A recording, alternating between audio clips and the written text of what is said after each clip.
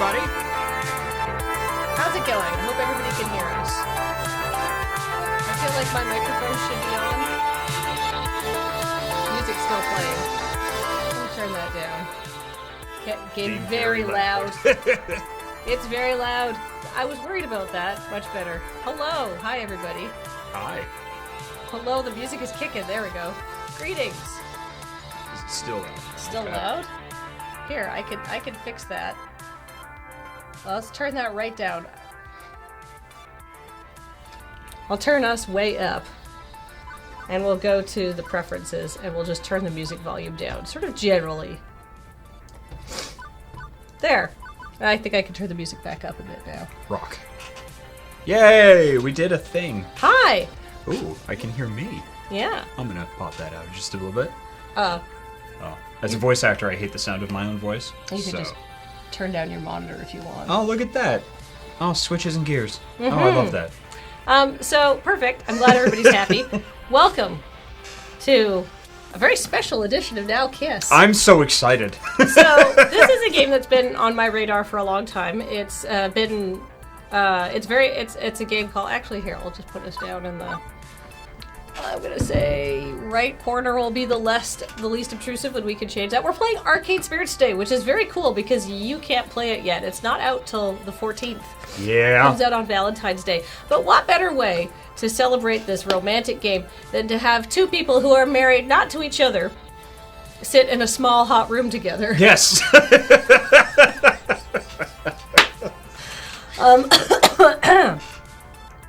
It's also special because Jacob is in the game and was in fact the voice director. Yes, I did all of the casting and directing for this game. So I worked with our entire cast.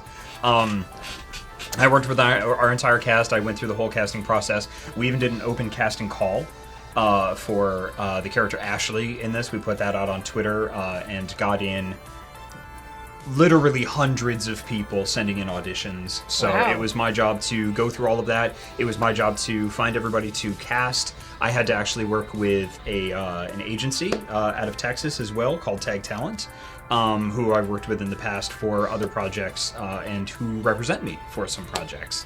And that's how we got some of our cast. It was a very, very lengthy process, and it was a very, very difficult process because holy Christmas, it was so good. But we did our absolute best to actually cast this game, and this isn't something that a lot of other games and folks do, but it's something we want to do. Is we did our best to cast as representatively as possible, so the characters actually match the actors as best we were able with the resources that we had, because this was still an indie game, but I was I was able to biz dev the hell out of this and actually get us like top tier talent, still within budget and everything like that, which was part of my dark past as a special projects manager for a luxury silver company. Helped me out with that, and all of my type A tendencies really came into play, which is cool. It's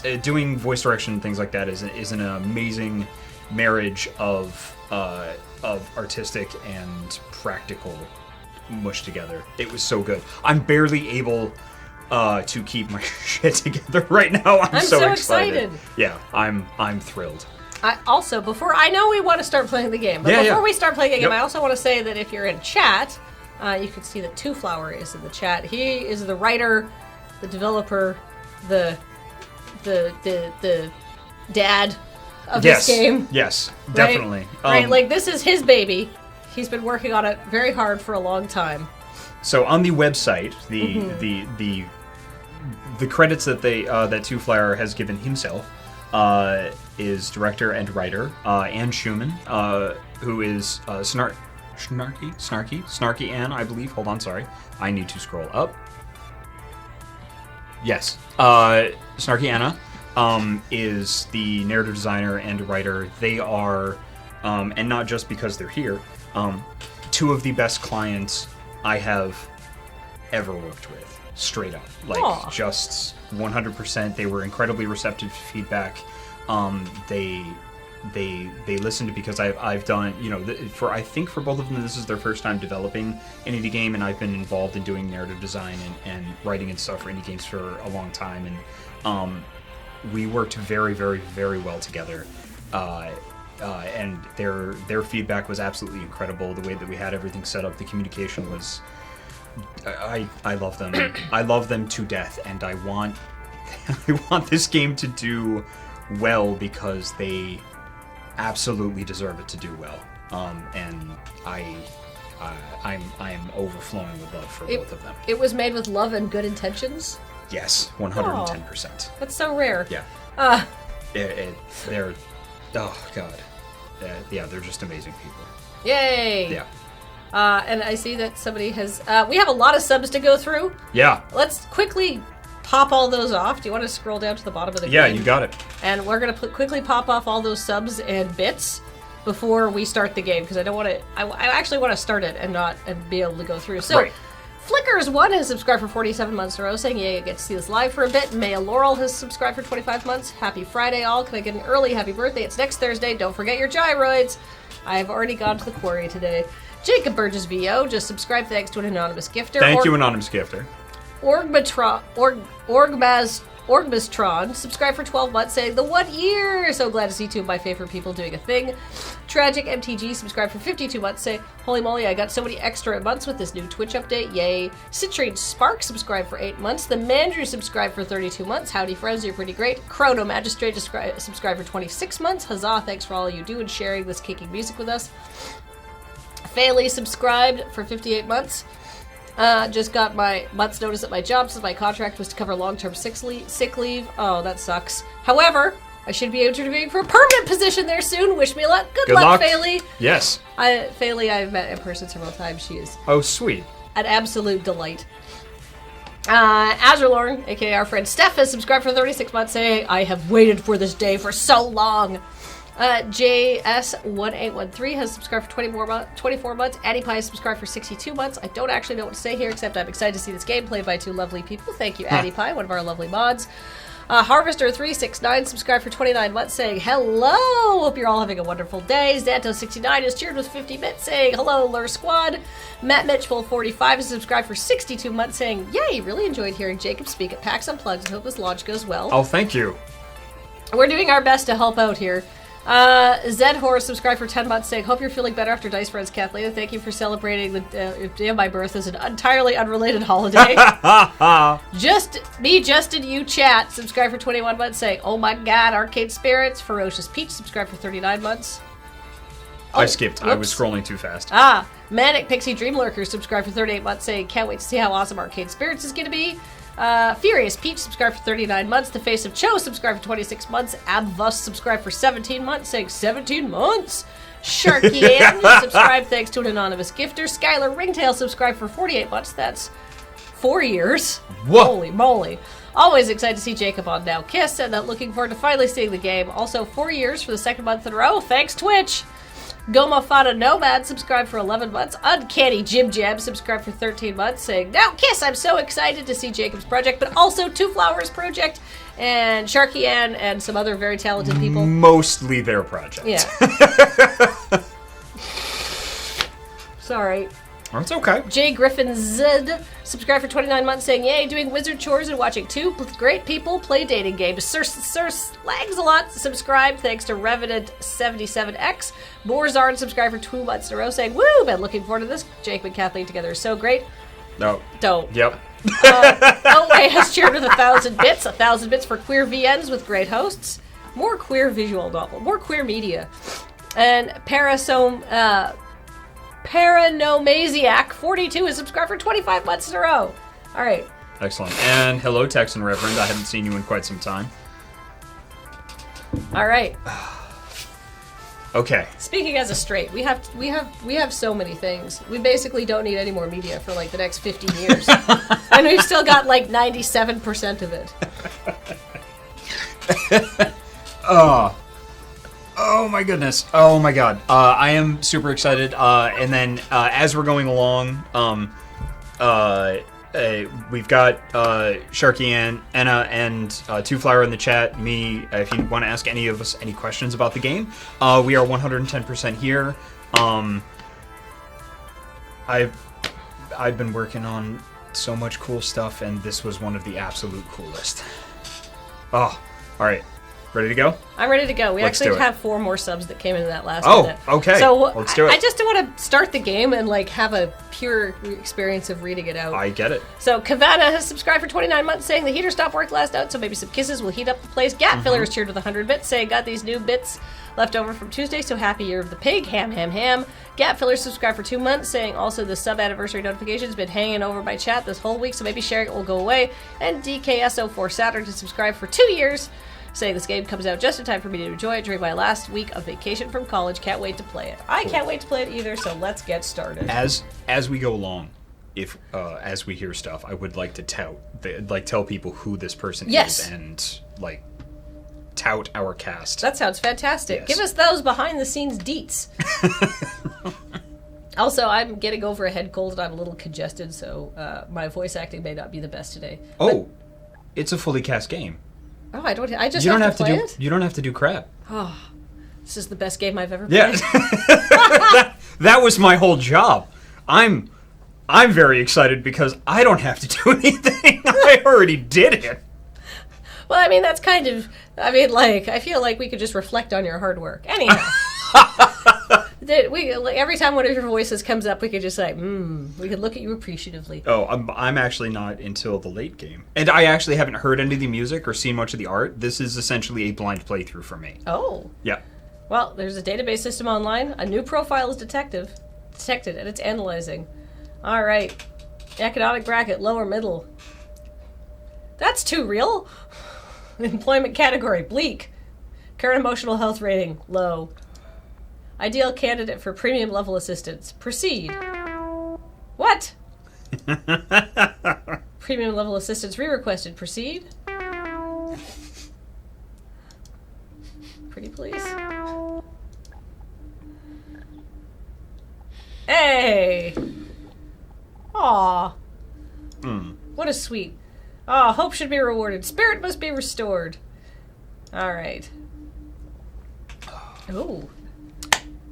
All right. Okay. Holy moly. Yes. This is a lot of customization options. Yes. Yep. Wow. Yep. The way that Anna and Two Flower explained it to me is is that they wanted people to be able to put themselves in the game no matter who they were. Aw. I like that. I feel like since there's 2 of us here... Let's do it.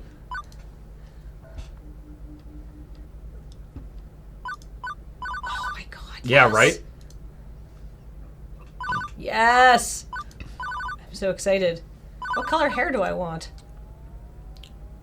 I mean, that's quite good. Yeah. Good hair. I'm appreciative of good hair. Like, I mean, like, let's be honest, that's basically the hair I have. Just a little bit more anime. A little bit, yeah. Yeah, it's got a bit more of a swoop to it. Yeah.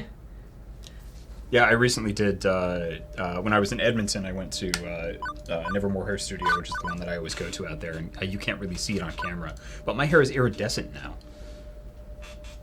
Oh my goodness. Yeah, and then as it fades, it's going to lighten up and stuff. I like to start it subtle, and then it gets loud. I just have to put my phone on. Do not disturb. Yep. Because I'm... We're disturbed enough. Yeah. All right. And then...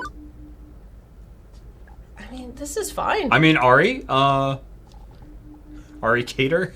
Arcader? Yeah, like... Arcader. I'm fine with it. It's a pun, I'm good. Yeah. Tryon says, opens clothing, clicks black, this is a Kathleen stream, alright. I went with a very dark man. gray for contrast. Oh, that's amazing.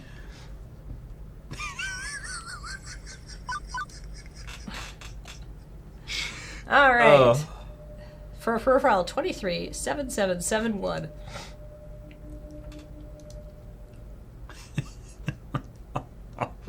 Ari They're both very good writers.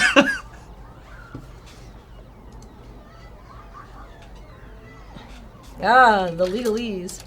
2 men in a horse costume cheer with 100 bits, saying, 100 bits for representation. Nice, nice, nice. All the customization, said the Metalupus. And the crab goddess cheered with 100 bits. Just for Ari Cater.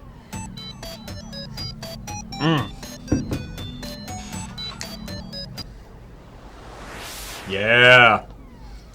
Oh, it looks so good. Oh, it looks so good. It is the future year 20XX. A dark era in which mankind is pushed to the brink of catastrophe. Silver Knights cheered with 100 bits changed the game in Twitch. Oh no, does it still say magic?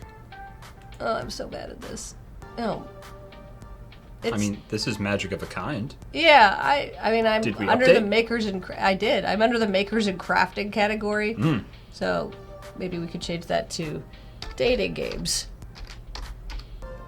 Visual novel? Is that a thing? I don't know. Would you like me to do it? Yes, you All do right. that. There's 2 of us. Woe to be the human race, plagued by evil, terrifying, utterly sinister. I don't know. Robots, maybe? Evil robots? How's that work? Yeah, no, sorry. The future year 20XX is pretty much what you'd expect it to be. Non-flying cars, smart games, smartphones, pro gamer celebs.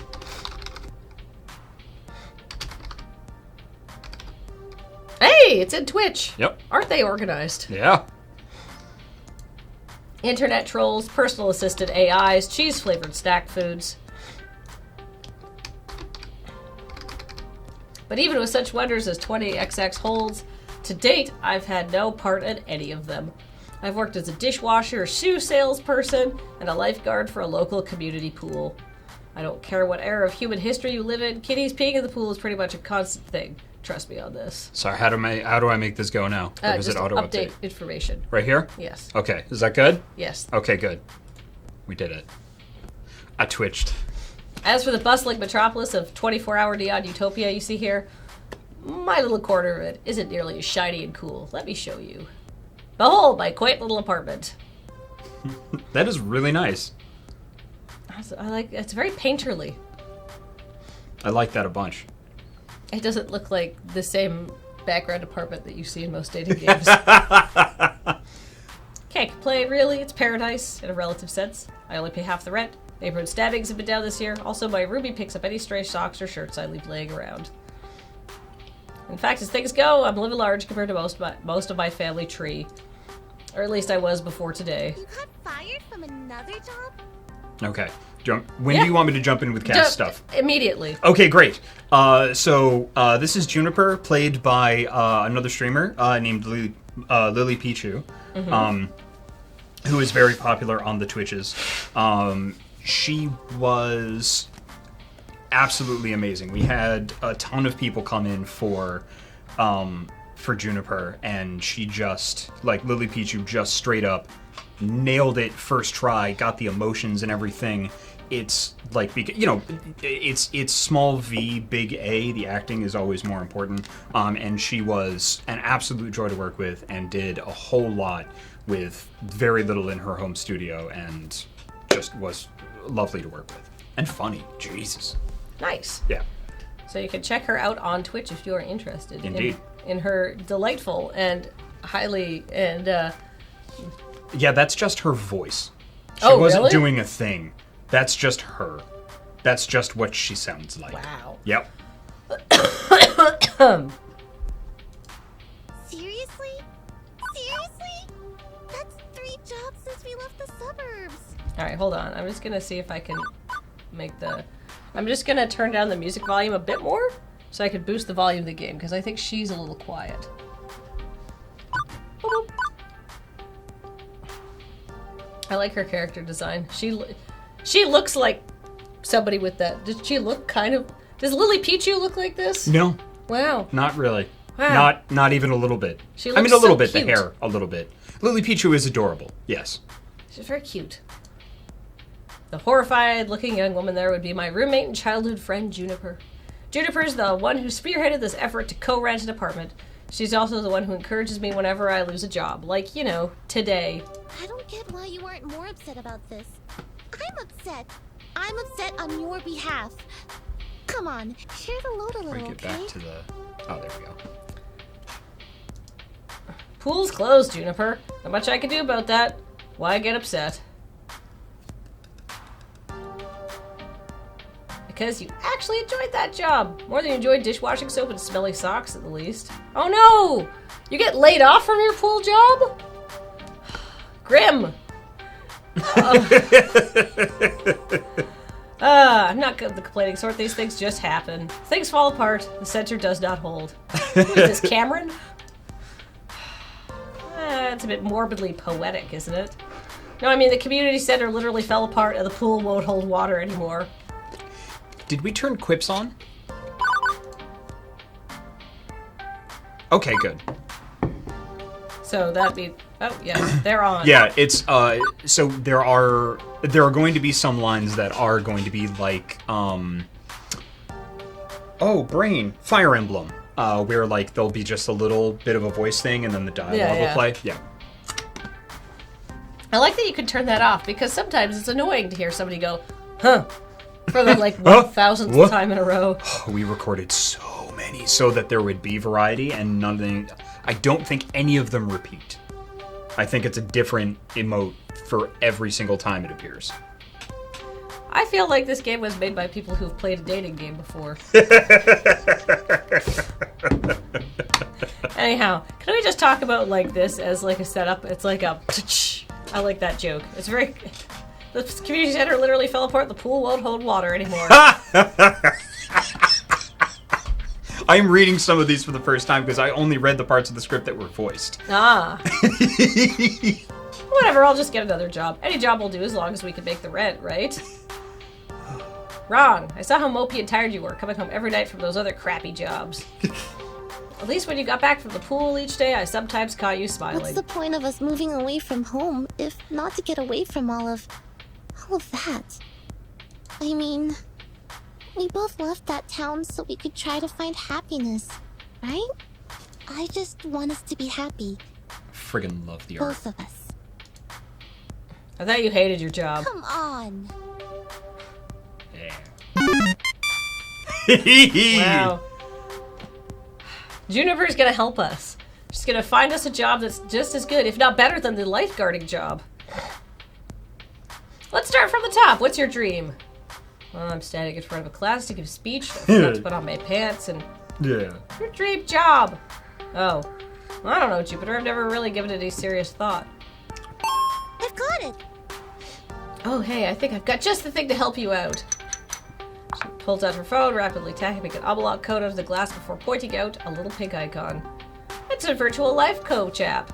Mine keeps me from being late to meetings. Totally free. My cousin introduced it to me. Wasn't he the guy who ended up in the ER after making a homemade flamethrower? It would have worked if he got the fuel mixture in his water gun, right? Anyway, I'm sending a copy to you now. I just got a pop-up an hour ago offering me 500 points just for recommending it to a friend. Great timing, huh? Well, as long as you're earning points, I guess. I'll at least give it a try, okay? Maybe it could point you at some good jobs. One with less socks and or urine. I'll think about it.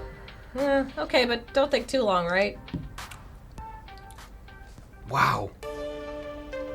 Wow. From a technical standpoint, I'm realizing how impressive it is. Yeah. That this shot is here. You actually see your character laying in bed. Yeah. Holy hell. I want to make sure that I get her last name right. Molly Nemekek? I'm gonna go with Nemekek. Molly Nemekek, who I met at PAX South, did the art and is just incredible. She was just like sketching stuff on a pad while talking to people and like demoing the game and just kind of idly like la la la la la, look, I've made amazing art. And oh, it was so impressive. This is incredibly impressive. Yeah, most dating games don't show you your character so they can let you personalize it, Yes. but then you never see them again, essentially. Yeah. Unless it's an Otome game and then they just kind of force a personality on you. We're not playing those anymore. What's that? I'm not playing Otome games anymore. You can't make me. It's my stream. You do you. In the end, I installed the app. Couldn't bear to see Juniper fretting over me like that. And not that I find it annoying. I mean, it's more that she has enough trouble in her life without troubling herself over my life, too. Both of us had it rough, up and through the point where we left home to try and start a new life. A better one. She deserves better than me and my problems. Oh, don't be so down on yourself. Bless her heart, she means well. She's been firmly in my corner for all my life. The two of us, against any dark forces aligning against me.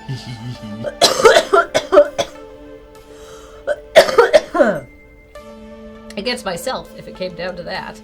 That's not to say she's good at being my advocate. Enthusiastic, yes, but skilled? Nah. Typically, the fantastic opportunities and self-help resources she sends my way are pyramid schemes or something. She's gung-ho about lending me a helping hand, but... So the main reason I went ahead and installed the app was to make sure Juniper wasn't about to get her kidneys sold on the black market or something. Still, no sense messing around with it now. Good night's rest would act as a neat little emotional reset button, right? Right. Especially having your phone right next to your head. Best way to get a good night's sleep. I mean, that's literally how everyone sleeps now, though. No dreams, no nightmares, just 8 hours of sweet, sweet black. By the time the morning light leaked in through the cracks in the blinds, I didn't care any more about being unemployed again. Jupiter had already left to catch a bus to her office. She typically leaves before dawn, but she left a note for me, pinned to the tiny fridge we shared. Remember, download the app, find a dream job, make money, sort your life out. I believe in you. Moment of truth. Do I just trust in Jupiter's weird little app, or just go find some job that pays well enough to cover the bills? If I can take over with the reading if you're not feeling super great because you're coming off a double shot of death. Would you like me to take over? Can you be everybody except the main character? Yes, absolutely. Alright, so we try the app because we're playing a game here. Yes. Alright. Hello! Okay, so want to make sure that I get all the information right. I think actually the voice actress is here. Sigma Rue, great, good, awesome. 1 second, I do not want to fuck this up. Stephanie Brunel. Oh, okay, yes. Yes, Sigma Rue is Iris's voice, and she's in the chat now. Was amazing. So much, like, raw. Now, I only had to... At the beginning of every session, I did, like, a little warm-up, and, like, here's the style we're going for and everything. Incredibly receptive, and then just right off the bat got it. Threw her own stuff in there, and like as an actor, it's easy to just like be in the session, especially like if it's like one of your first games or something like that, and just listen to the feedback that the director is giving you. But she put so much of herself into this, I barely had to do a fucking thing in the session. I was just like, that was great, go, yeah, you go, okay, like let's try it this way just for safety.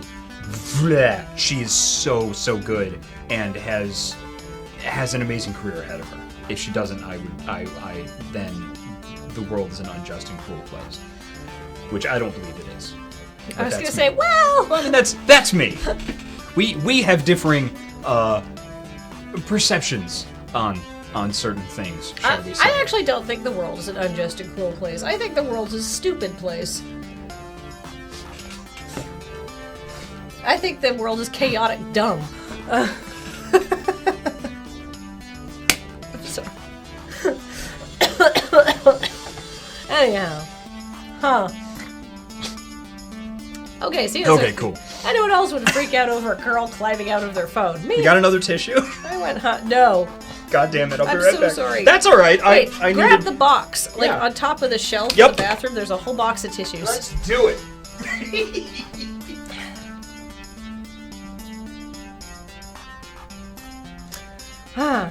Also, it's one of those new kind of 3D screens, so, you know, not actually magical realism here. Very normal in the distant future year 20XX.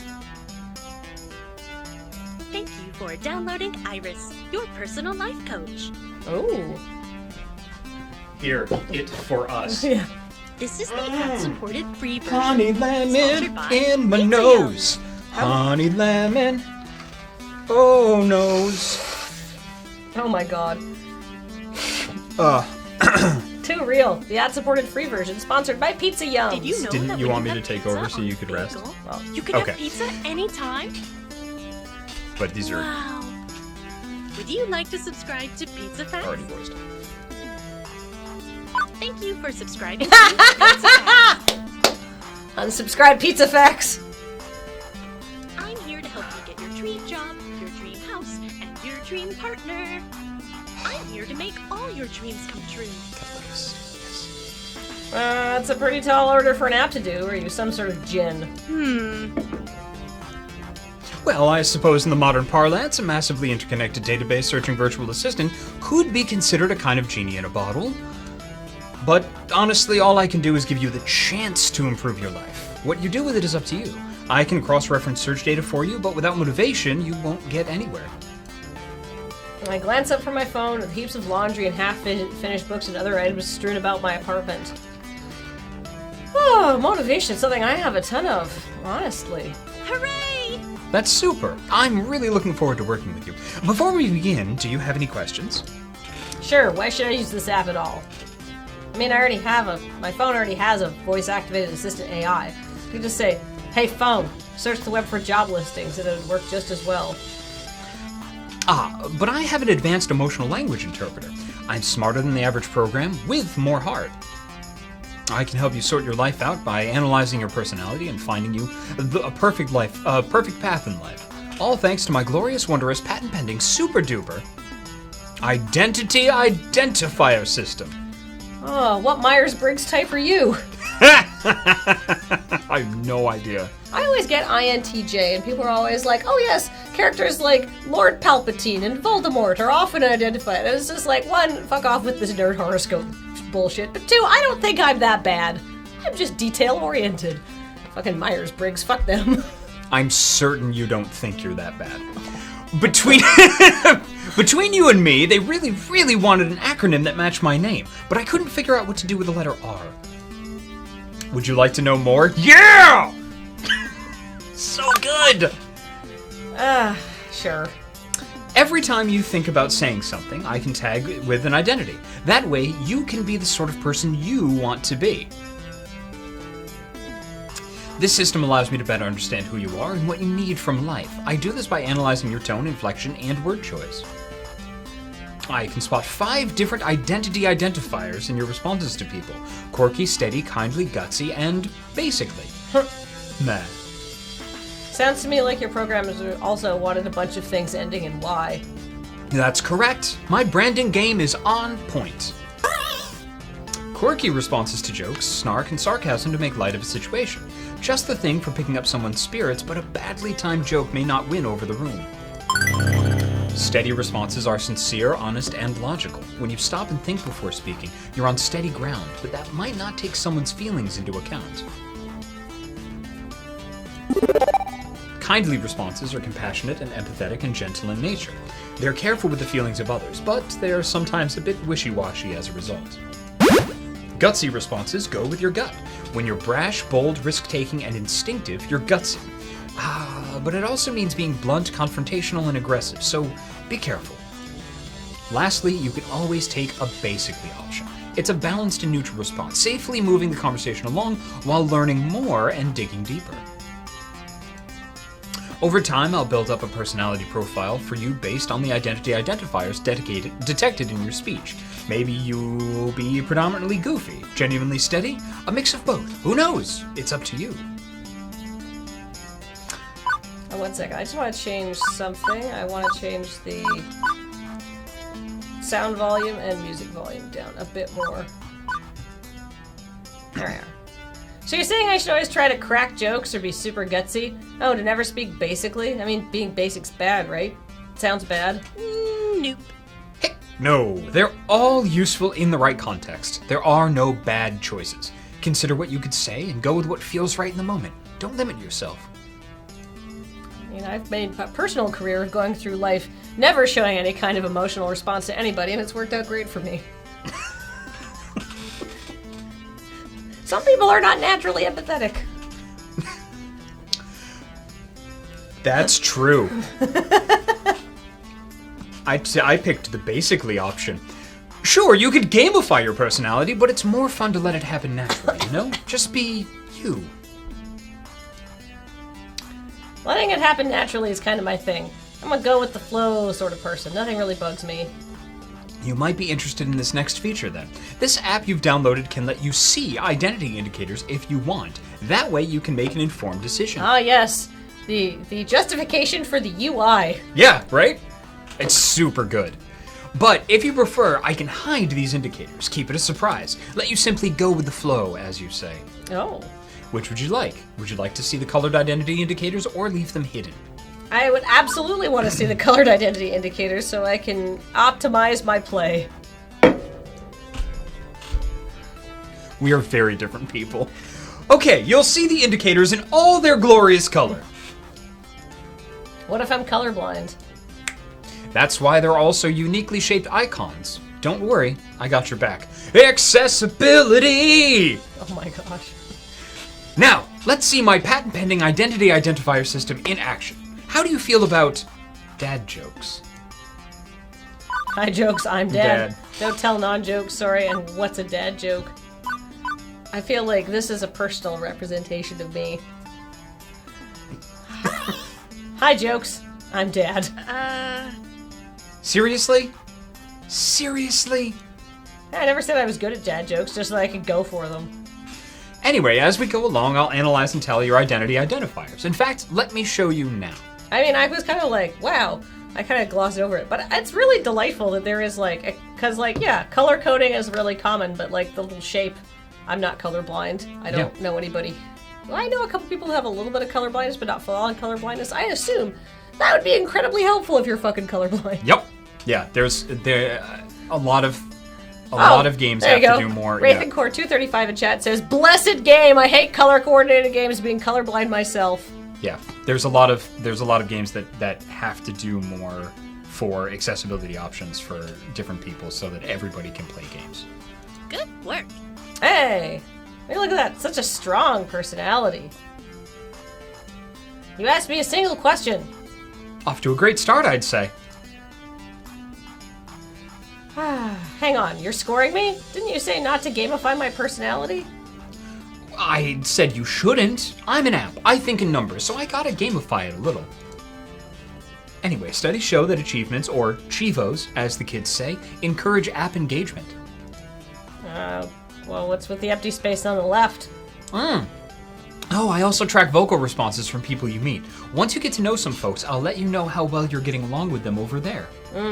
This app needs permission to access your microphone, your camera, your contacts. Your life. Yeah. Relationship scores, wonderful. So will you also tell me what the correct responses are to avoid making enemies, or do I need to find a walkthrough for the vast game you're making of my daily life? This is amazing. Ari, you're looking at this the wrong way. Generally, people won't get super annoyed at you unless you deliberately and repeatedly provoke them, and it'll be obvious when you're doing that. I promise you that if you bungle a few social encounters, it won't really hurt anything. Yeah, the social contract is very strong, as it turns out. This is amazing because it's saying, like, don't worry, you are safe, you can make the choices and just enjoy the game. Yeah, because, like, that's the thing is, many dating games, the paranoia of, I like this person, but if I don't make the exact right choice, yes, I have one option and that line gets shut. Yes, yep. Which is so frustrating. I can no longer be a lesbian space wizard. No cheating needed. Just relax and have fun. Don't feel so pressured to perform. It'll all work out in the end. Oh. Two Flowers says exactly. Wanted to avoid that standard visual novel problem. Because it is. Having played a lot of them, it's a real fucking problem. Yup. So in other words, don't freak out too much about what the right thing to say is. My sources say yes. Exactly. Just be you. Be yourself and good things are bound to happen. Anyway, you can access your scorecard anytime you like with the Q key, or click on the score in the upper right corner of your screen. And that's everything. Ta-da! Okay, but how is any of that supposed to get me a job? I only downloaded this app because my roommate claims you're a great life coach for the unemployed. What good will taking the quiz off the back of Supermarket Checkout Rack magazine do with that? Why, it'll help me understand your spirit, of course. You could talk to ghosts? Is there a ghost in the room right now? Am I a ghost? You have to tell me if I'm a ghost. That's the rule. No, silly. I mean your spirit, your hopes and dreams, your life's passions. I can even help you find romance. Romance? Seriously? Seriously. Often you can find your soulmate and your dream job in the same place. But if you'd rather focus on gainful employment for now, that's fine too. Workplace dating. Well, that's a recipe for disaster. And hitting on coworkers right from day one can be kind of awkward. Or am I looking for love and ready to start right out of the gate? You never get a second chance to make a first impression. If I meet the right person, why put it off? How do I want to handle this new opportunity?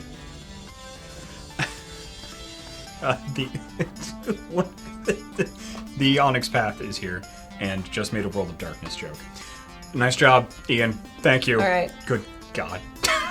I feel like this is the reasonable choice here. I like the flirting and the romance, yes. Yeah, like, Yes. I'm not gonna go out there and be like, let's touch bits. But, like, if I meet somebody who, like, maybe gives me some indications they'd be interested in pushing their privates against mine, who am I to turn that opportunity down? Yes. Oh, we have... Two Flower says we have a 100% romance-free friendship path in the game if you pick option 3. That must be really refreshing if maybe you're ace. Yep. Yeah. Because it means you get to meet some people. Because a lot of ace people aren't, like, aromantic. Like, yes. You know what I mean? Like, there could... You can want to, like, form a deep bond with somebody without wanting to touch privates. Yes. Yep. So, anyhow. Part of the reason why I agreed to sign up for this project is I believe in it and what it's trying to do in the visual novel space. Like, it's... Yeah, I'm super proud of it. Yeah. I'm very happy about this. We have a lot of people who have subscribed to Give It Bits, and so when we get out of this bit, this section of the game, we'll read all of those and then sort of do them in batches, I think. I think I'm mature enough to juggle both at once. Why not? Super. And remember, if the choice is yours, if you're not comfortable, stay professional. Alright. Let's, Aha!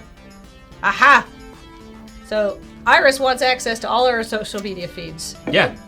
Yeah, let's do it. I knew it! This is some kind of scam! I'm gonna wake up in a bathtub of ice missing a kidney. Sure, I can help you register as an organ donor. Bad command or file name?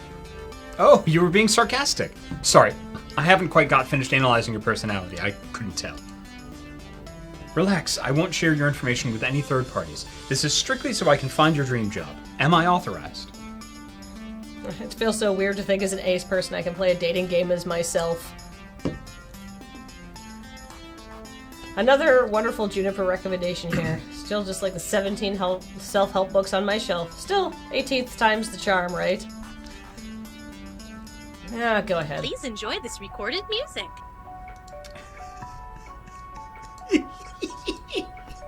So I just stand here, or... Thank you. Thank you. Thank you for waiting. I have identified your dream job and arranged an interview. 30 minutes from now. Please put on some nice clothes. Nicer than those, please. I don't think that's too much to ask. What? For your interview, silly, you want to look your best.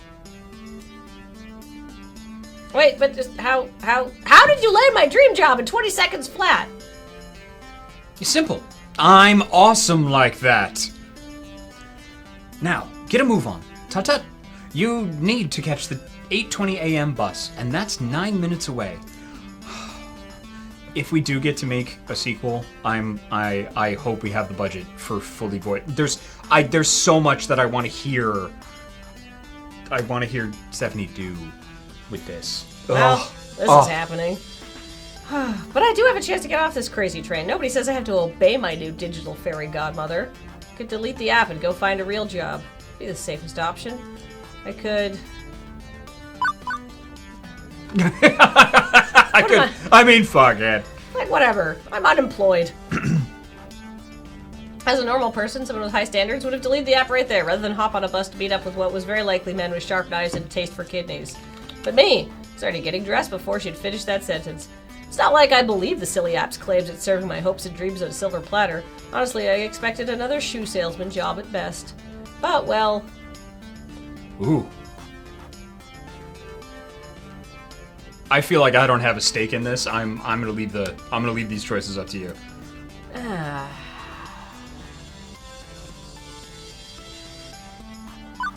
God's sake! What the fuck? Who cares? I'm unemployed. Worst I think I end up is dead. And then it's a very short game. Yeah, that's fine. That'd really take a dark turn. And then your kidneys got eaten by the great Wumpa-Lump. Juniper's right. I need to get my life in gear. What's the harm in diving into something this wacky? Oh, okay, there could be a lot of harm, granted, but the alternative is to mope around our apartment for weeks and then, egads, go get a job anyway. So I thought, screw it, I'm on this crazy train, let's see how far it goes. As I came to realize weeks later, turned out that was the best impulsive decision I've ever made. Yeah.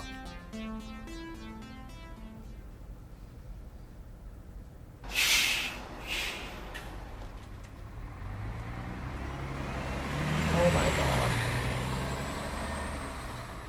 Whole storybooks. The bus drops me off, oddly enough, not very far from Juniper's office building. Although my destination isn't nearly as upscale as that. Actually, we have a lot of subs to read. Could you scroll down a bit? Yeah, totally.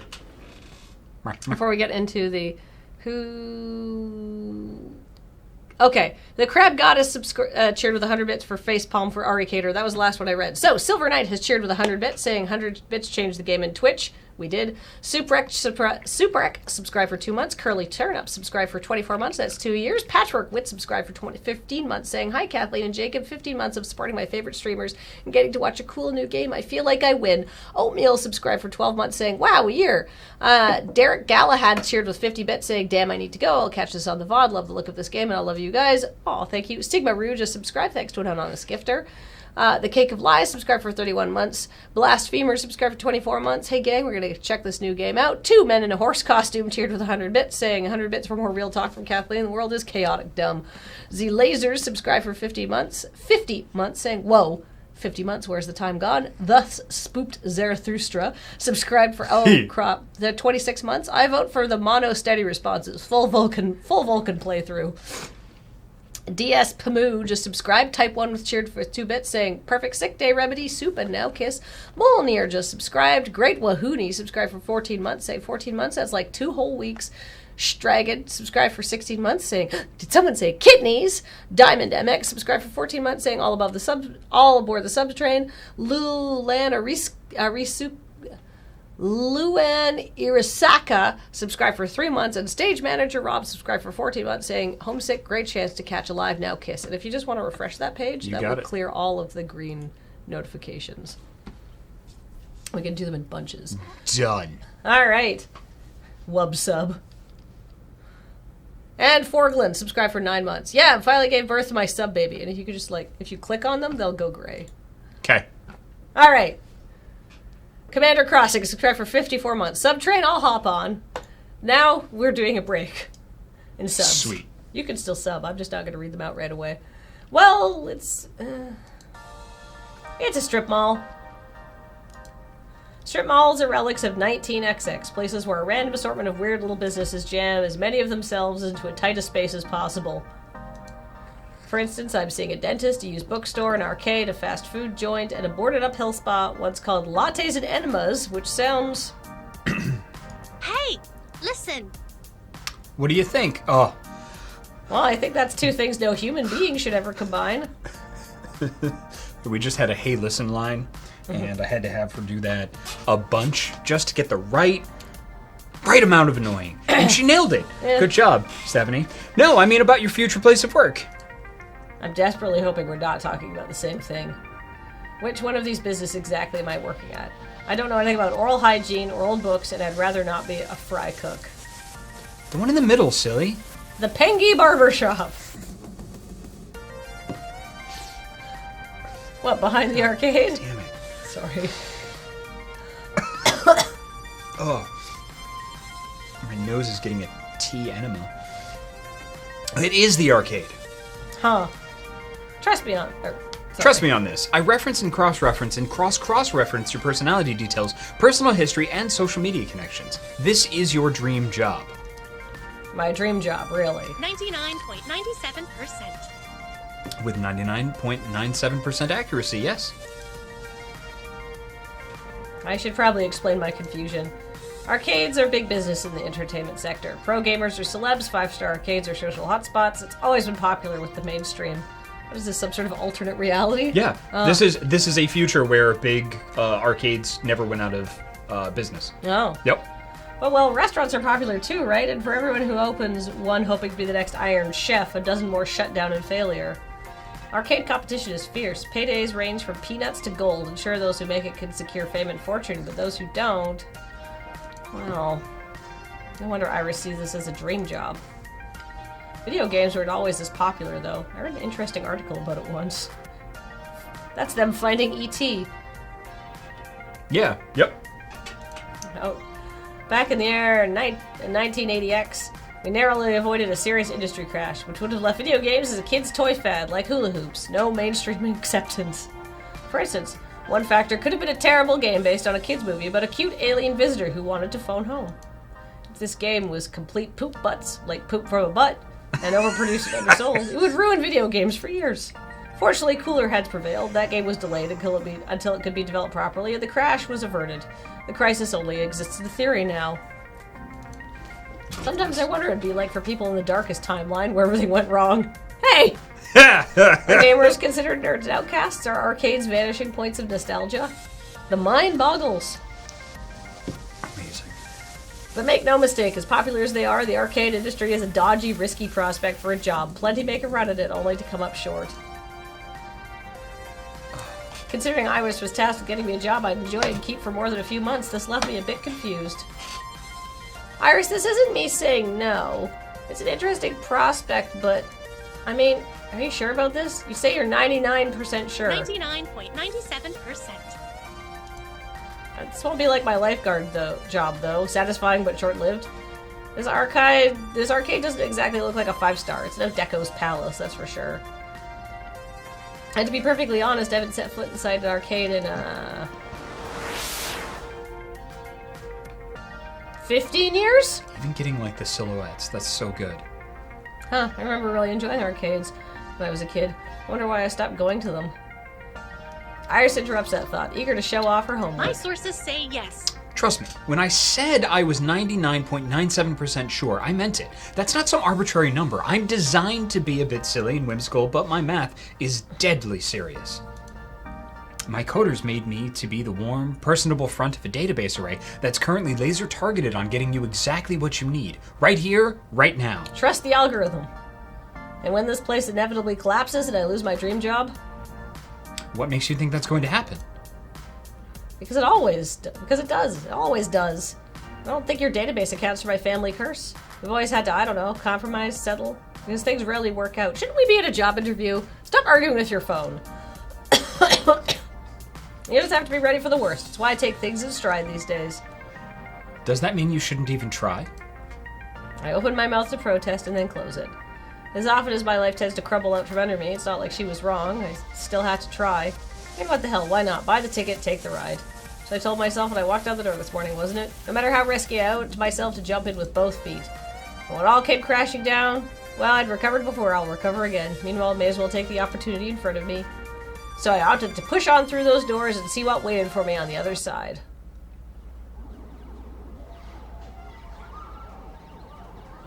The air conditioning hit me like a cool breeze, albeit one smelling of copper and corn chips. Oh, this is so good. Snack runner. Motherfucker. Time shifters? Time split. Okay, awesome. So good. Now, as it's early in the morning on a weekday, it's not too packed with gamers.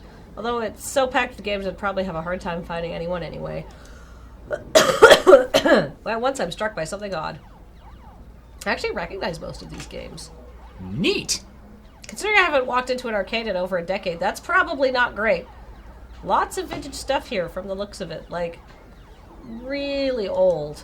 Although I don't recognize the game with the strange lights and things. Maybe it's karaoke or dancing?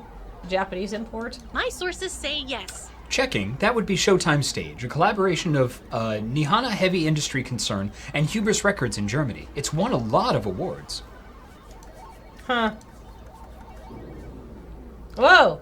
I recognize most of these. Is that seriously Mr. Moopy's Magical Maze? But the one in the middle with the split screen is new to me. A Fist of Discomfort, a hybrid real-time strategy and brawler beat-em-up. It's actually not that new. It's been a staple of the esports scene for the last 8 years. 2 genres I was utterly lousy at the last time I checked. And over there is an old lady. She's got knitting. I love her. I love her so much. Sorry, ma'am, I was just talking to myself and had an overwhelming urge to complete my sentences. Thankfully, I don't even think she registered me calling her old. She looks up from her knitting, seated behind the ticket prize redemption desk, and offers a wrinkly smile. Well, hello there. Always nice to meet someone new in the Funplex. So this is Trisha Brio as Francine. I worked with her on a yet unannounced thing with Silverstring Media, she's based in Toronto, I believe, and was perfect for this. So like I didn't do any casting. I was just like, hey, this is yours, because I knew she could just like friggin' nail it, and she does. That right mix of like weird, thirsty old lady and kindly grandmother. Like, so good. So she's like a thirsty grandma? The right mix of thirsty grandma and bake you cookies grandma. I love her. Yes. Also, what a great outfit. Yes. Many people give up when they get old. They're like, maybe I'll just wear, I don't know, coordinating floral outfits. Don't do it! Look like this lady. She's got some sort of like multicolored fabric caftan thing happening. The what? Francine's Arcade Funplex. Didn't you see the sign out front, dear? Well, I chose to knock off the first 2 words when they got knocked off the building during the storm of 1980. Now it's just the Funplex, I suppose. So, how can I help you, dear? Funplex? Is that when you suplex Cloud? Oh my god. I'm trying to get a job, so as much as I want to quip, it's not the time.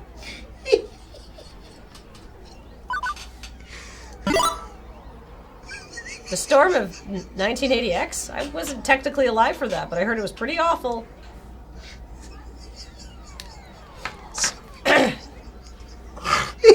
Just imagine. Okay, alright, professional. Oh, we've endured many a nor'easter around these parts. You get used to it. My little arcade stood the test of time and weathered all elements. We've actually been around since 1970 beep, back when the games were in black and white and pinball was all the rage. Oh, how times change. That long? I thought the arcade business was high risk. Not when you hire good people with love in their hearts. Ah, fuck. Actually, are you here looking for work, perchance? I am currently classified as job seeking, yes. Oh, thank goodness. I'd been hoping someone would reply to that ad I posted up on the webs. Please call me Francine. As in Francine's Arcade Funplex. Get it? Actually, thinking about it, I suppose we were originally Frederick's Arcade Funplex, named after my dear departed husband. Aw. Sadly, he died peacefully in bed some years ago. Oh, I'm sorry to hear that. No, don't be. He died doing what he loved. Having intensely physical relations with me.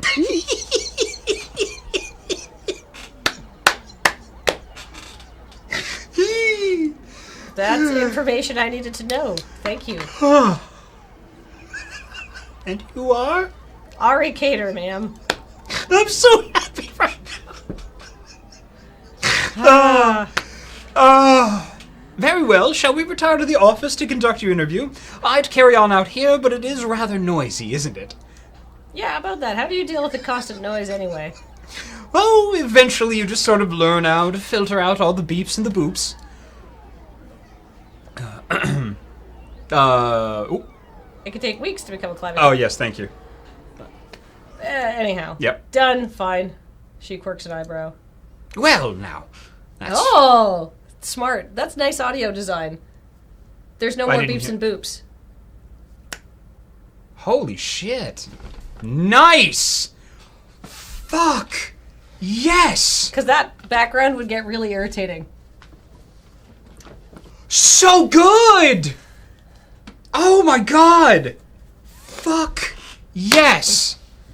I hope the developers are at least like appreciative that we could point these things out. Oh my god! I see. Like I was noticing, I noticed the visual stuff more than I noticed the audio. Like the flashback scenes, everything like goes to black and white. Yeah. So, shall we see what you're made of? This way, please. Francine leads me down a back hallway, past public restrooms, into an employee-only door. Oh my god. Penguin in there, baby.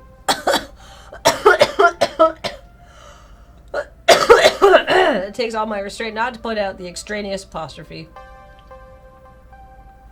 Welcome to our little backstage oasis. I'd suggest we do this in Gavin's office, but it's a bit too untidy. I don't blame the boy. He's been so overworked lately. Please, have a seat and we'll begin. As quirky as this place and its owner may be, at least I'm confident I can nail the interview portion of the proceedings. I've interviewed for a dozen jobs and held down 3. I know all the standard questions. What are your greatest strengths? What do you see as your weaknesses? Once I even had to describe how to assemble a Lego set, how to prove my communication skills. Considering I ended up washing dishes, I'm not sure why, but oh my god, it's so true! Entry-level job, it's just like, hi, what would you do in this hypothetical situation that will never come up because you'll never have any responsibility? It's just like, ah! What is your greatest weakness? My greatest weakness? I'm a bitch.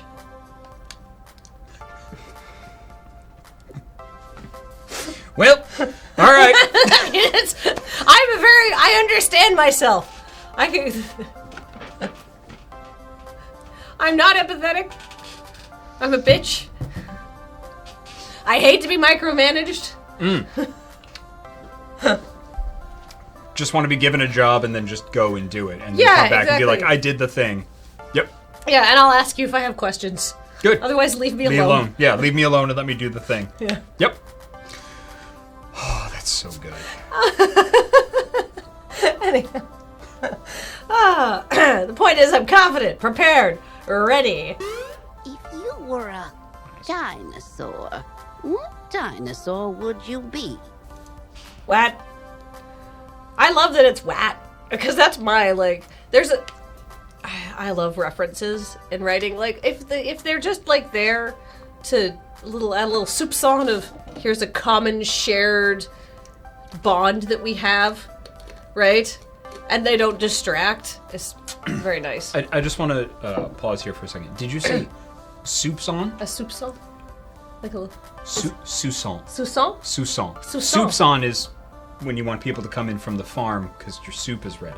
Oh. Yeah, with reading the triangle. I guess Soupçon. Soupçon. Yeah, soupçon. Like It's a little, this little that little, sprinkle. little. All like, right, can I revise my weaknesses? Don't speak French. There you go.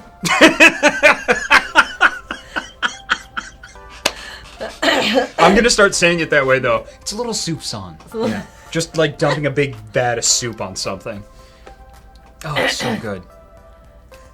All right. If you were a dinosaur, what dinosaur would you be? Okay. Maybe this wouldn't be a typical job interview after all. No problem. Go with the flow. Let's do this. Big dude enjoys salad. Oh.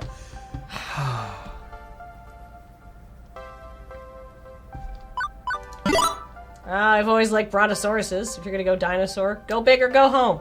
And I'm not really a brutal meat eater. Indeed, and nothing says self-starting go-getter looking for a dynamic job position quite like a 16-ton slow-moving lump of meat. Right. Maybe I should have gone with raptor. Everybody likes raptors. What's your favorite snack? Snack? This is a favorite food question. Have this down easy. It's tacos. Always tacos, but snacks. When you have pizza on a bagel, Pizza bagels! Say pizza bagels! When pizza's on a bagel! Hush! Come on now, dear. I don't have all day. After giving a good thought, well, how could I forget my favorite snack?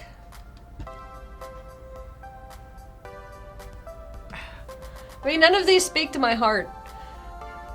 What is my favorite? I'm not a snacker. I mean, tacos. Yeah, maybe. Party almonds. I mean, I do honestly do enjoy almonds a lot. I'm gonna say, Yeah. technically, it's peanut butter and celery is a god tier snack. Ants on a log. Just the peanut butter and jelly is fine. I'm a simple woman of simple tastes. I don't need to fancy it I up don't with those speak raisins. French. I don't need fucking raisins. I don't need them raisins on there. You Okay. keep your fancy damn snacks away from me. Yeah, we don't put chocolate chips on peanut butter anymore. Got no joy in my life. I'm a 30-year-old woman trying to keep my figure. No more sugar for me. An apple a day keeps the doctor away. You ever put a spoon in peanut butter and then Just eat for and hours? and then just put it in a bag of chocolate chips? No, but that sounds amazing. It's pretty delightful. I mean, I can't eat it anymore because I'm too old. But Oh. Do you ever just like give up on food and think, what if I just ate from this jar of peanut butter until I'm not hungry anymore? yes, and then I watch a commercial for Soylent and I feel better that I like to cook. I mean, I also like to cook, but sometimes I'm tired. Oh yeah. Oh no, absolutely 100%. Yes, but Soylent commercials and things like that just make me real sad. The Soylent with the coffee in it's not bad. I mean, it's basically like Ensure for bros. I mean, yes, that's it. Might not be bad, but it's real sad. Soylent makes Jacob sad. Soylent wasn't legal in Canada anymore. You cannot get it in Canada because of packaging regulations. Yep. Anyhow, if I'm hungry, I need something that's got enough nutrients and protein to carry me through the rest of the day. I mean, That's good. You know how to plan accordingly for any situation. You know what they say, you are what you eat. Next question. nothing I was prepared for has helped me plan for this interview. I brace myself for the next one. What assets can you bring to the team during the inevitable zombie apocalypse? Is this interview for real or is this a dream? I look into Francine's deadpan expression. I know she's 130% serious.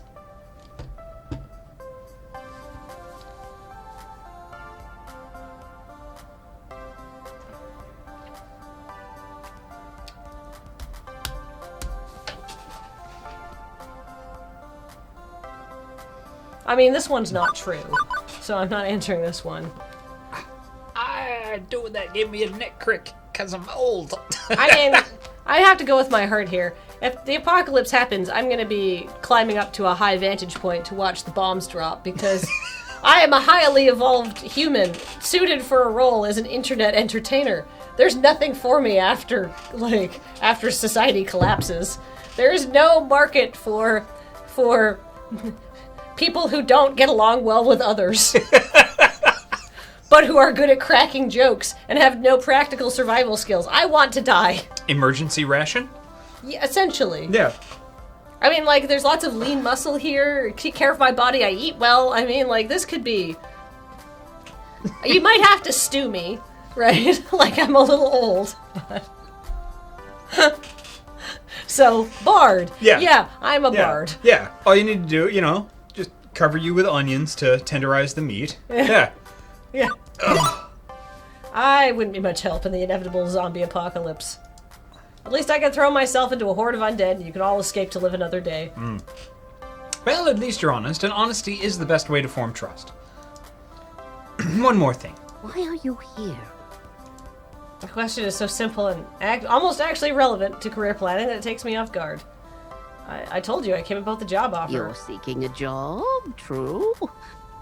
But that doesn't really answer my question, does it? Oh, No doubt. so You'll good. think my interview questions are a bit silly. But I like to think of the Funplex as more than a collection of tasks and people to perform those tasks. I feel like if anybody's run a business for like 40 plus years, they kind of know what they're doing at this point. Yeah. Yep. Most folks my age opening arcades at that time saw it as just another way to make a quick buck.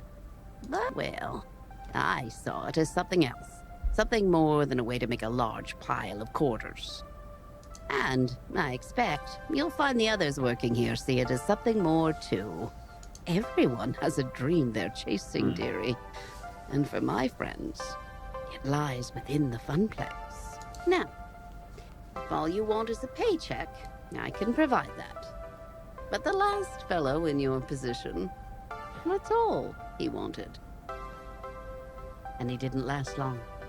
So I ask you again, why are you here? I want a mystical old lady to tutor me and also give me a job. I mean, I have a job. Maybe I just want a mystical. I just want a mystical, sexy, colorful old lady mentor. Did you see the her earrings? Yes. Yeah. To be honest, I didn't have a better answer than why not. Why not just be honest and be like, an app told me this was my dream job. Buy the ticket, take the ride. That's what I told myself. But that wouldn't cut it here. I need to actually think this through.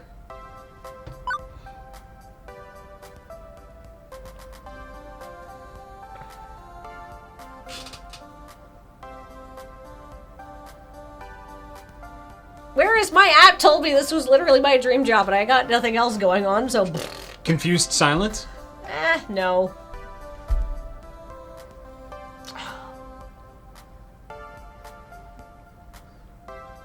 As a cold, unfeeling jerk, anything with a little heart next to it automatically makes me suspicious, but I feel like that is the most honest sum up of our characters' motivations. This makes me uncomfortable. Yeah. Feelings? Bleh. I understand I'm not whining and looking for pity, but my life has been a complete mess for over a decade. In and out of jobs, taking what I can get, settling, compromising. I gave up on hoping for something better a long time ago. But, well, the people in my life who are close to me keep encouraging me to try and chase my dreams. That's why I'm here. I'm looking for an answer to your question. But I won't be daydreaming all the time, I promise. At my last job, I was a lifeguard. That takes a lot of focus. I'll be just as attentive in helping your, Funplex. That perks her attention.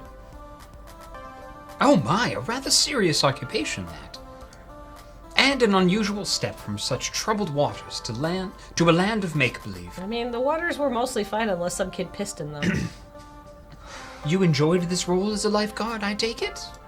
Yes, ma'am. My roommate says she often noticed me smiling after coming home from work. Which makes Francine smile in turn. I can't say I can offer a role with such high stakes, but you'd be surprised at the many ways one can save a life, even here. Very well, I'm satisfied. Let's get you to work. I breathe easier at that.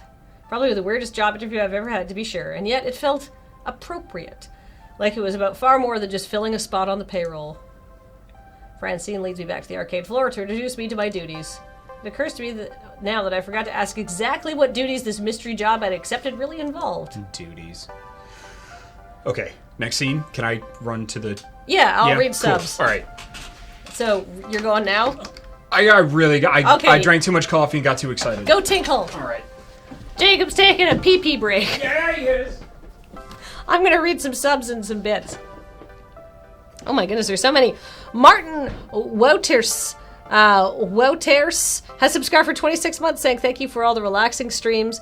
BT Etta subscribed for 41 months saying strip mall. Oh my. The Crab Goddess cheered with 50 bits saying Jacob, you gotta learn not to sip when Kathleen starts to quip. I'll relay that one to him when he gets back from Tinklin. Hanrat has subscribed for 38 months saying, Darkest Timeline confirmed. Have a great session and thanks for the entertainment. Don't Ping Me Plays has subscribed for 4 months saying, hello everyone. Enigma Carper has subscribed for 59 months saying, this has been longer than some of my relationships. Moosefield Cat has cheered with 100 bits saying, 100 bits for previewing a game I'm hyped for and seeing Jacob break quite a few times. Serpent77 subscribed for 8 months saying, congrats on the impending release of Twoof and Anne. Or, the impending release, Twoof and Anne. CCWGTB subscribed for 3 months saying, been enjoying Two Flowers writing since MTCFF Ultra, so I'm super pleased for Jacob Two Flower & Co. This project has come to fruition. Really looking forward to playing this. Miss Catherine subscribed for 5 months saying, wanted to shout out my love for Jacob. Amazing work as always. The Crab Goddess is cheered with 50 bits. Kathleen, you literally described me after work last night. Sometimes you just have to be a goblin and eat peanut butter straight out of the jar. Because that's all you have the energy for. Kimmy Kaneko subscribed for 2 months saying this game looks amazing, can't wait to play it. Lizzie Two Shoes subscribed for 18 months saying I absolutely cannot wait to get this game when it comes out, but for now watching two of my favorite people play it will have to do. One of the boys subscribed for 9 months saying I now have a sub baby, and Spider Corky subscribed for 32 months.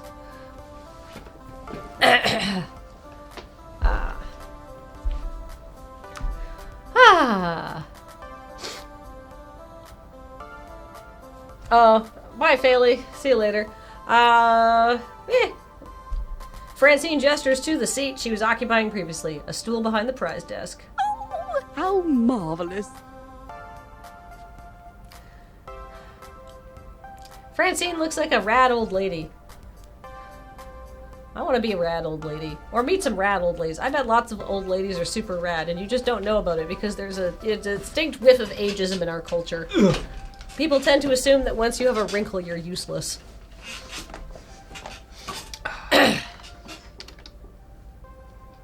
That's why people don't like clocks.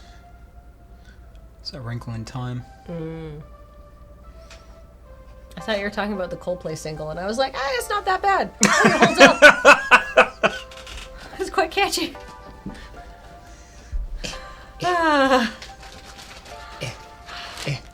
Snack. All right. Sitting here, you mean? Sitting here and helping players redeem tickets for valuable prizes. I glance at the wide array of pencil toppers, rubber spiders, and tiny plastic toy cars on display. Well, for prizes, at any rate.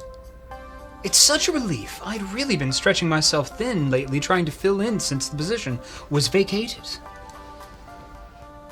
If you don't mind me asking, ma'am, why did the last guy who sat here end up quitting? Something about being so bored out of his mind that he felt like jamming one of those 500 ticket plush dolls down someone's throat. Oh, such a shame. Poor dear, he just wasn't cut out for this line of work. Grandson or no, I've no patience for such nonsense. Wow, Francine doesn't give a shit about nepotism. Nope. I'm sorry, the last person to work this desk was your grandson? Anyway, Gavin should be by soon. He'll handle paperwork and all that administrative nonsense. Now, if you don't mind, all this talking's tired me out some. I'll be in the back office if you need me. Okay then!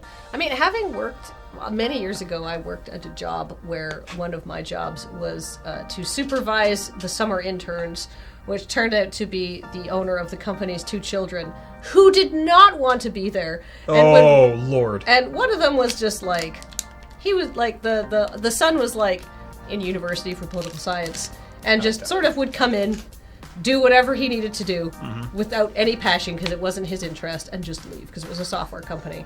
But the younger child was a girl who would routinely show up like 3 to 4 hours late for work, like clearly wearing her boyfriend's clothes, like on a walk of shame. Jesus But actually, God. no, a walk of triumph. That's show up after a walk of triumph wearing her boyfriend's clothes, and then like check her email like this for 15 minutes and be like, I have such a headache, I have to leave.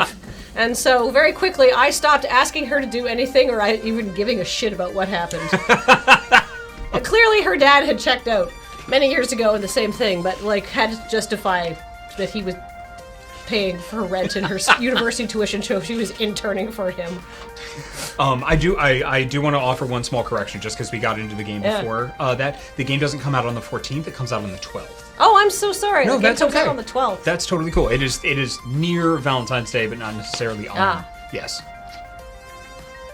All right. I think I said the 14th. All right. Okay then. Look at us. Yeah. Look at our character. We look so looking good. happy. In the art of the game. That's very impressive. Yeah.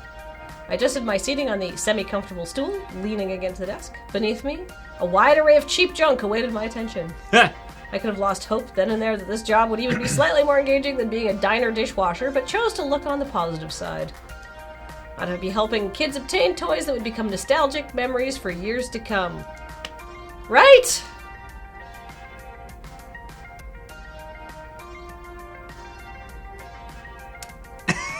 Any minute now.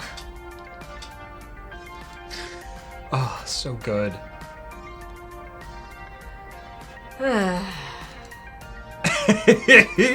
I'd kill for this job. I crave the sweet embrace of death. I've been sitting here for 2 hours now and nobody's walked up to obtain a novelty Funplex shot glass or a colored pencil set or a light-up yo-yo. Lunchtime's approaching and so far the only people walking in and out of the arcade are a few stray adults who have no interest in cheap friendship bracelets. I don't think this is my first customer of the day. I think that he works here. Thankfully, my first customer of the day arrives before I could start wondering if one of those 500 ticket plushies could really fit down someone's throat. Or maybe not, nope, just walked right on by me, his head buried and reading some sort of spreadsheet off his tablet. Was he here to play? He doesn't seem like the typical businessman on a break or unwashed and unemployed game aficionado. In fact, most guys I know are content to toss on a t-shirt and jeans. Not this guy. Even in an arcade, he's sharp like a linoleum knife. They are very sharp. In fact, rather than that rather pointed look he's offering me after doubling back is rather linoleum knifey too. So this is Augie Banks. Augie Banks actually has, he was fantastic to work with, incredibly enthusiastic, wanted to do, anytime that there was somebody else's line, he wanted somebody to play off of. So I was like, hey, do you want me to read you in for this? And he was like, yeah, you want to play? Let's play. Hell yeah. So the Ultimate Spider-Man cartoon, the Augie Banks is Luke Cage and Miles Morales in the Ultimate Spider-Man cartoon. Let's see, what else has he done? Claude Wolf in Monster High as well. He's also in the Saints Row games, the Fallout games, Naruto. Who's he in Saints Row? Phineas and Ferb. I actually don't know. I think he was a bunch of the gang members, but I don't know. I don't know specifically. They're all very important. They're all very good. Yes. I love Saints Row is like in my god tier of franchises that I enjoy. It's Saints Row, which is the Saints Row 3. Saints Row 3 is one of my favorites. Which one? I can't remember. Graham, they're all like some of Graham's favorite games are the Saints Row games. Yep. For Graham's 30th birthday, I organized a lightly Saints Row themed paintball excursion. Everybody had to wear purple ridiculous outfits and shoot each other. That's fantastic. And they got picked up in a limo. That's amazing. And then I drove everybody back to my car because renting a limo is expensive. Wicker Knight says Augie Banks is the radio voice. Oh, so he's actually nice. Very cool. All right. Hold on a minute. Oh wait. You read this. Oh, hold on a minute. Who are you exactly? What are you doing behind that desk? Where's Francine?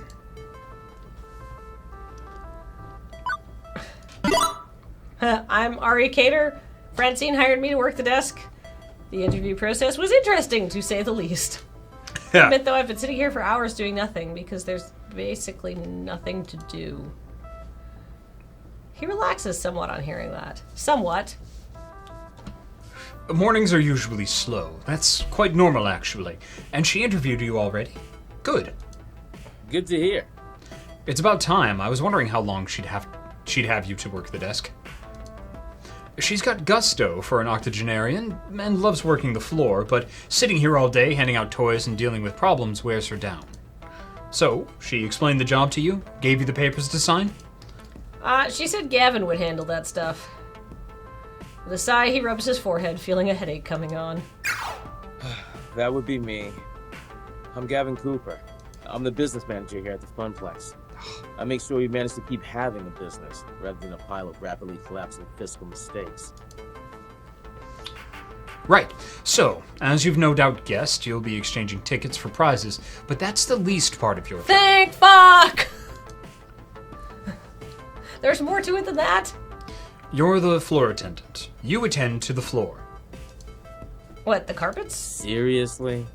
The floor. The arcade, the games, the patrons. You're the one running around putting out fires and sorting out problems. Technically, you're our second floor attendant. Ashley will be in later, but we need you two. One to roam, one to operate the desk you're in. I do it myself, but I'm typically busy in the back office, making sure the whole thing doesn't fall to bankruptcy.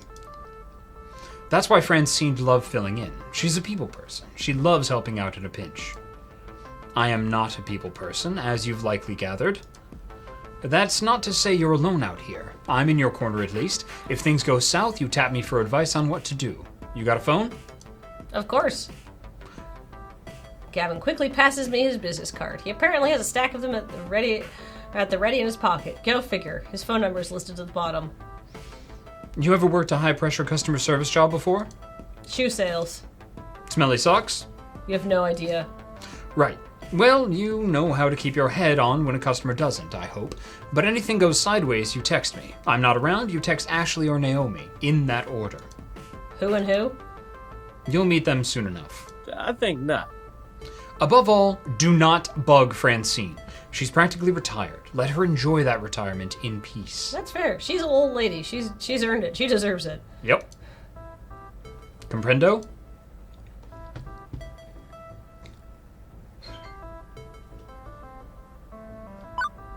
I wasn't.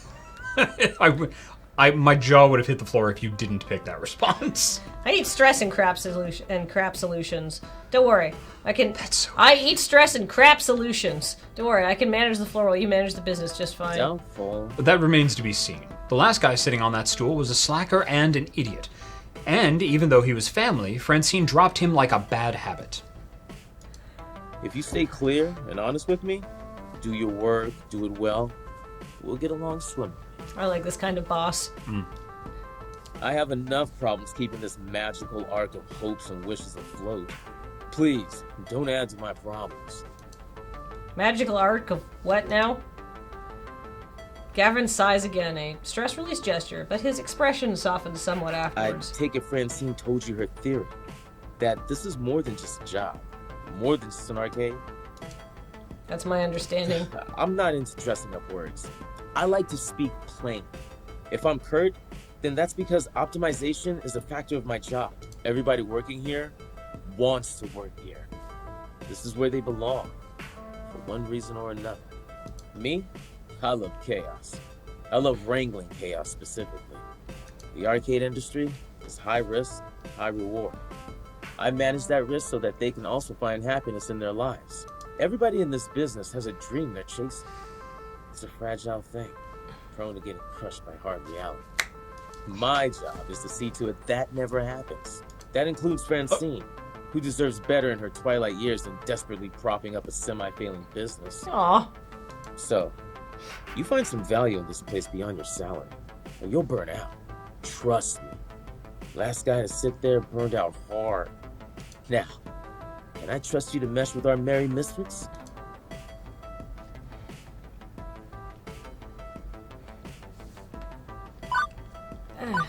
It's kind of hard. Seriously, why this preemptive assumption I'll be a problem employee? It's only my first day on the job. I'm the protector of their hopes and dreams. For lack of a less flowery way to put it, I've got a right to be suspicious of you. But do your work, don't screw with them, and we'll get along just fine. Anyway, I need to go prepare your paperwork. Technically, you shouldn't be working until we've crossed the I's and dotted the T's, but... What, since I'm already sitting here, you'd rather I stick around? That would be accurate. If you're willing to fudge things a bit and work today anyway, it'd help us out a lot. Now, if you don't mind, Naomi likely could use a hand in the workshop. A good opportunity to introduce yourself as well. Got it. Wait, someone else is here? I haven't seen anyone else. Yeah, that sounds like Naomi. Her workshop's through that door, the one next to the UFO catcher. The crane game, to use layman's terms. Satisfied for now, Gavin heads in the back, presumably to go to the office and crunch some numbers. Francine's really taking a nap back there. Hopefully he's gonna crunch quietly. My first coworker ended up decidedly less cool of a guy than I thought he'd be. But he's not a total jerk, definitely. He just seems serious. I've known really blunt people before. It's easy to mistake them for jerks, especially at first glance. I decided to give the guy an honest chance for now. Anyway, I should go meet my next coworker, this Naomi he mentioned. Well, I could swear Francine and I were the only ones here until now. A double door, also marked employees only. Ah! Leads from the arcade floor to what feels like an industrial area of some sort. I turn the handle and step inside.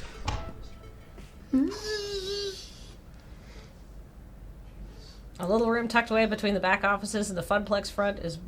I find this is very likely this Naomi, spoken only of in myth and legend. Is this Naomi a reference to like the Naomi board that are in like classic arcade like fighting machines? I have no idea. That is a great question. Oh, Liz is in chat. Hey! Yes, it is, says Two Flower. Nice. Fantastic. Hi, Liz. Hi, Liz.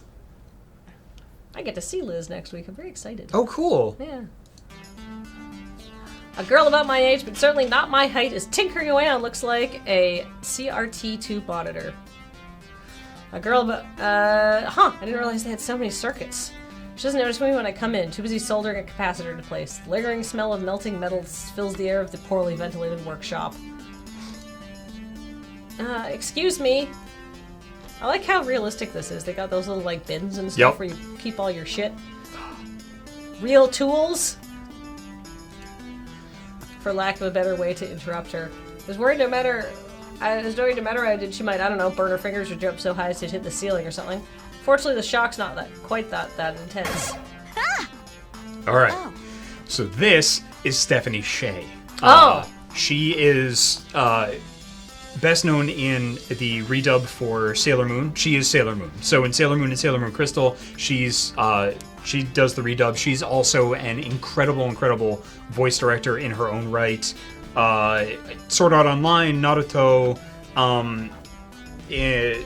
Mitsuma Mayamizu in Makoto Shinkai's Your Name, which was in theaters. Tharja in Fire Emblem, and just a crap She was ton of Tarja in stuff. Fire Emblem? Yeah. I love her! Yeah, Tarja was one of my absolute favorites. She's like my favorite girl in Fire Emblem. Yes. Yep. Absolutely. Working with her was insane. She came with her own crew, like, knocked everything out, asked incredibly insightful questions, did research beforehand, like, just freaking killer. She was such a delight to work with, and I was so honored to be able to, one, get her, and two, work with her. Like, I've known her for years, but this was our first time working together, and it was as good as I had hoped. This is awesome. Yeah. If Kathleen, if you don't date Sayla, Tarja, or Moon, I will tell Heather. I haven't even met all my dating options yet. That's true, but Naomi is definitely a dating option. I'm not trying to, send you one way or the other. You should do it naturally and organically, of course.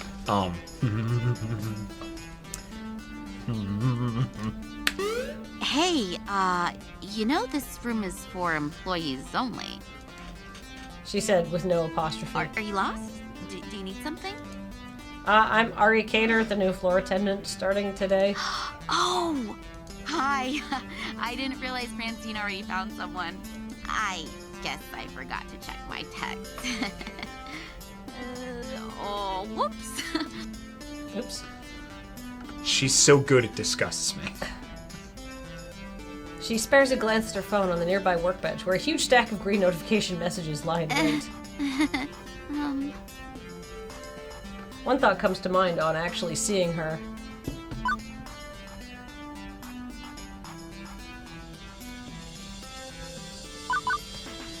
This room's right at the heart of the building, but totally isolated. With the heavy doors closed behind me, I could barely hear the arcade. Considering how completely and utterly dedicated she was to that monitor, not even noticing me, I guess that's also why. But what I first noticed is her smile. Even when squinting to see the tiny components on that circuit board, even when laser focused, she was smiling happily. Anyway, I'm Naomi Fairchild, the Funplex's techie. Hi! Pleased to meet you. I was expecting Gavin, though. He usually checks up on me about now. He's busy doing strange things with numbers. Ugh, yeah, that sounds like Gavin. I take it he sent you along to help? Great. Give me a hand with this monitor. It's really heavy, and I'm still paranoid about dropping it after what happened last time. Really? What happened last time? Oh, well, I dropped it. Right. She helps me lift the large cathode ray tube, slotting the heavy metal framework into place within the exposed guts of the nearby arcade cabinet. Once done, she starts hooking wires back up to other wires. There's a surprising number of green circuit boards in that largely hollow wooden shell. This is the first time we've seen the inside of one of these things. It's weird. Lots of empty space, a couple of large slabs of circuits, that beefy monitor. I'm assuming she's wearing that bracelet not because it's like, one, because it's fashionable, because she's doing that thing where she like grounds herself so she doesn't fry the circuit boards when she's working on the them. soldering iron thing. No. My dad works on computers as like, he's done it for years. It's an anti-static bracelet. My dad has many of those for when you're like how to put wires back into things. Nice. It's very authentic, I have to say. As somebody who doesn't do this but knows a lot of people who do this. All right. Where's those tissues? Oh, Get in there, my friend. that's getting emotional. Oh. Why is it so empty in there? Maybe we can fill it with nacho dip. It's my first time seeing the guts of a game. Why is it so empty in there? It seems inefficient. Couldn't you pack more games into the arcade if it was more compact? Not really. It's more about the footprint on the floor than the vertical height. Naomi keeps working, using a pocket multimeter to check various connections as she speaks. Let me explain. I mean, compare American and Japanese cabinets. Ours are designed for standing players, so they have to be upright, even if that means an empty base. Japanese candy cabs are shorter, so you play sitting down, but I prefer American style. Ours have more room for art.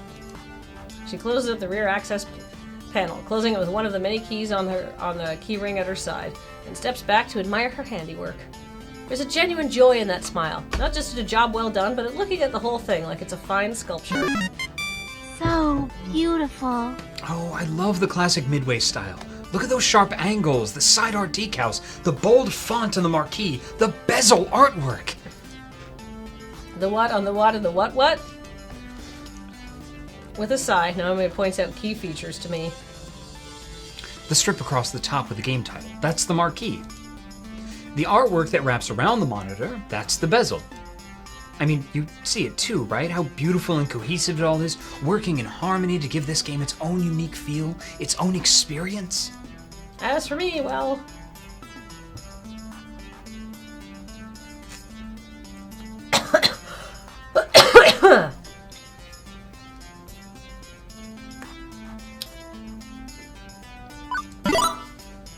I'll admit, despite playing games when I was a kid, I never really thought about what went into them. I always thought of games as just games? 1 and 0's on a chip, right? Not works of art. Artworks, plural? Where's artwork plural already? But I guess I can see why you'd feel that way. You work here long enough, trust me. You'll learn to love these games like I do too. It's not about nostalgia, it's about appreciating the work that went into it. The craftsmanship, the multidisciplinary, the craftsmanship, the multidisciplinary effort just to make a game what it is. Graphic design, electronics, music, programming, even carpentry. Games deserve our respect, and as long as someone like me, with a deep love for games, is on duty, they shall not fail. Even if Gavin's still around. I love that face. Look at that face! What's wrong with Gavin? He does seem a bit high-strung, but... I don't know. Okay, well, don't get me wrong. I can get along with him, but generally. But his whole attitude just... Oh! Ugh. All he really cares about is money. He keeps the arcade running, yeah, but I just know if he had his druthers, he'd gut the whole place. If anybody's going to ruin the Funplex, it's him. Mark my words, it's inevitable. That doesn't sound right. Granted, he's kind of a bitter bastard, but... Gavin gave me that whole speech about protecting their dreams. This looks like a pretty sore point here. A long-standing argument with the new person that... This looks like a pretty sore point here. A long-standing argument the new person really shouldn't get involved with. And yet, I'm involved, aren't I? I have to work with both Naomi and Gavin. So I'm not sure who I should prod at it. But I kind of want to know, too.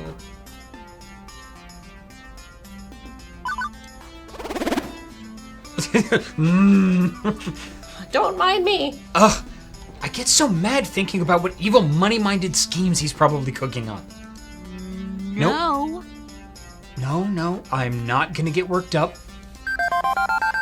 Besides, it's not right of me to dump all this workplace gossip right on the head of the newbie. You seem like a good person, and you love arcade games like I do. Well... Projection! Right. Let's get back to work, shall we? Now for the less fun part.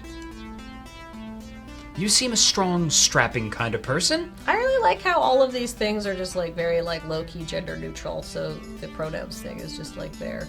Yes. Well, a strong person, at least. Well, you're a person. That's enough. And I'm semi-insulated then. Okay, let's get to it. Right, a little to the left. Now.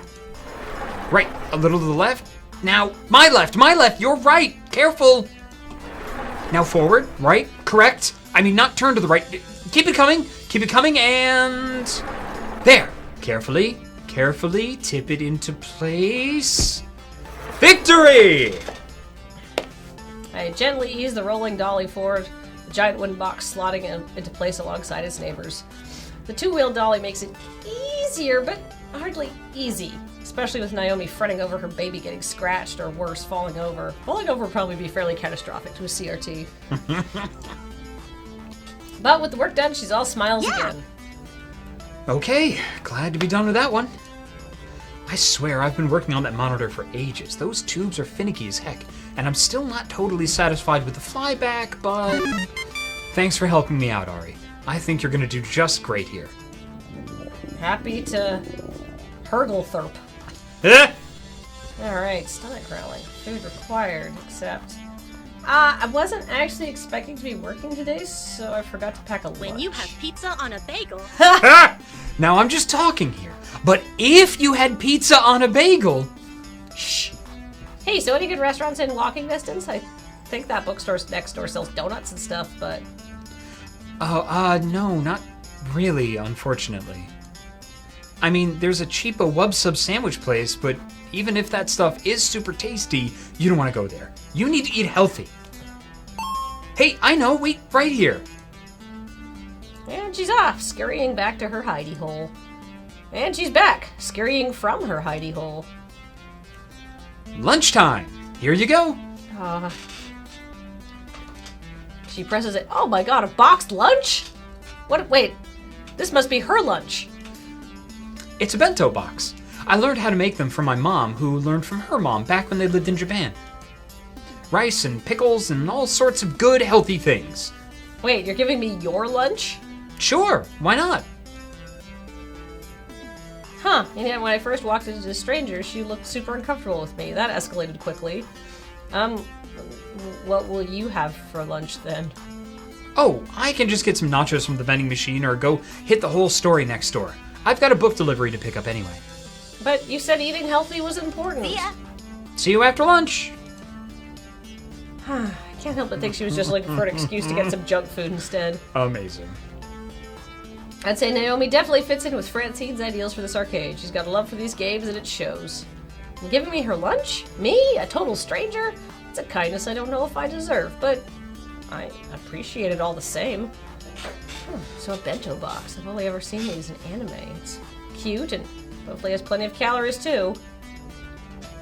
Armed with a box of health food, I retire to the employee lounge to get my munch on.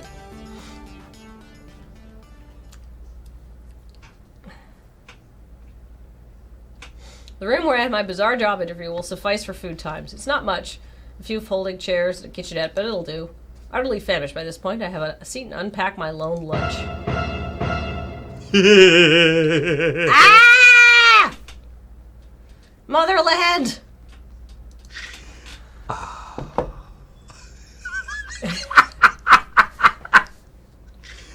Oh. I think I have to go with my heart on this one. Yeah, that works. While my mind and body screaming wildly, my paralyzed form is unable to move from the vision of terror before me.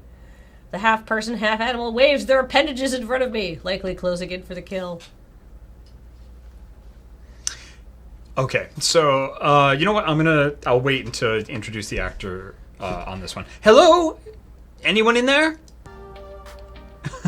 See, nothing to be afraid of. Why are the eyes on the side? I don't know. So this is Ashley Lay. This was the one we chose from the hundreds and hundreds of auditions that we got from the open casting call that we put up on Twitter. And this was an incredibly hard choice. But she was the one that just kind of like put in all those like nice little details in her voice acting that just, we knew that it was going to be seamless when we picked her, and she was very, very excited. Some of the stuff, she's done a bunch of different indie games, like Heroine's Quest, Brilliant Shadows, something that I'm definitely going to have to look up, Seduce Me 2, The Demon Wars, as a character called Rabbit, and a couple of like ongoing things. She also appears on the Stuff Weekly, a YN Interactive Network, on YN Interactive Network. She likes music and photography and things like that, and she was fantastic to work with. She very, very receptive and amazing, and looks a lot like Ashley too. Oh. Yeah. What? Huh? All right, she says. Oh, Sorry. Sharky Ann, what did I mess up? I messed something up. Amber Lay. Oh, I said Ashley Lay, didn't I? Actor's Amber Lay. Her name's Amber, not Ashley. It's fine. I'm silly. Amber Lay. Thank you. Hey, so I'm sorry if I traumatized you. Really? Can we start over, maybe? I nod my head slowly, although that could just be muscle spasms from being in shock. I'm Ashley. And I'm Ari. Where's the option to say, and I'm afraid? I'm also Pinky, the Funplex Flamingo. It's my secret, yet not so secret identity. What the Funplex? What now? What the Funplex? It's all almost too much to So take good. in. Gavin was a bit of a lot. Naomi was off the scale cheerful. I've met some really intense people so far. Did you sneak into the employee section just to get my autograph? Me? No. Oh, I thought you would recognize Pinky from all the signs around the arcade. Pinky is the mascot of the Funplex, after all. No, that's not what I meant at all. I mean, I work here. You work here? Since when? Today? This morning, to be specific. Oh, awesome! Welcome to the Funplex.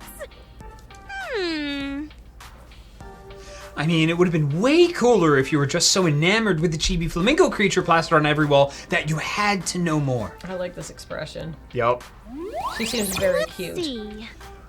You could have stealthily maneuvered your way through all the games, sliding right up to the employees only door. But how did you get the door code? Ooh. Of course!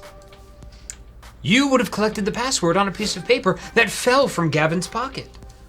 You searched your heart and decided that 4-digit number had to be the intel you needed. Let's see. Next, you needed to lie in wait for the opportune moment to punch in that secret key code, just to find me.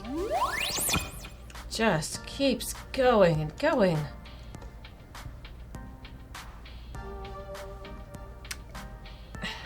I like Ashley a lot.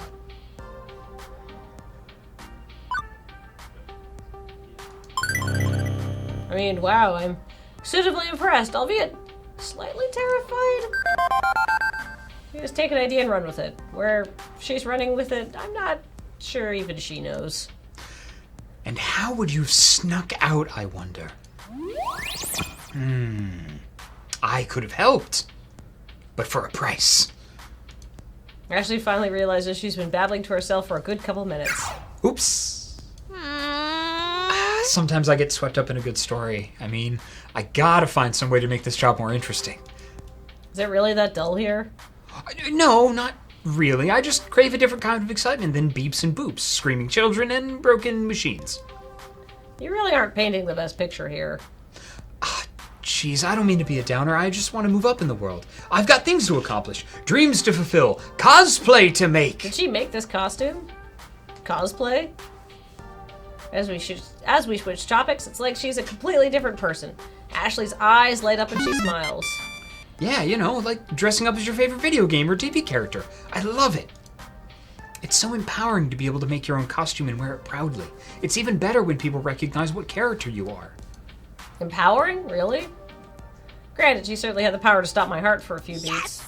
Definitely. You want to try? Got a favorite game character? I can help you make your first cosplay if you want.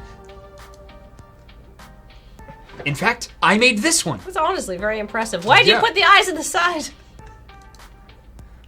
For the soup song of horror. Maybe it's just because it's always posed like this. And so he's just coming towards you and look exactly like the poster.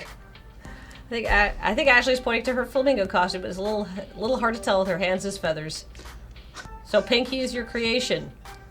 Intentionally. Yep, it looks pretty good for my first mascot cosplay, doesn't it?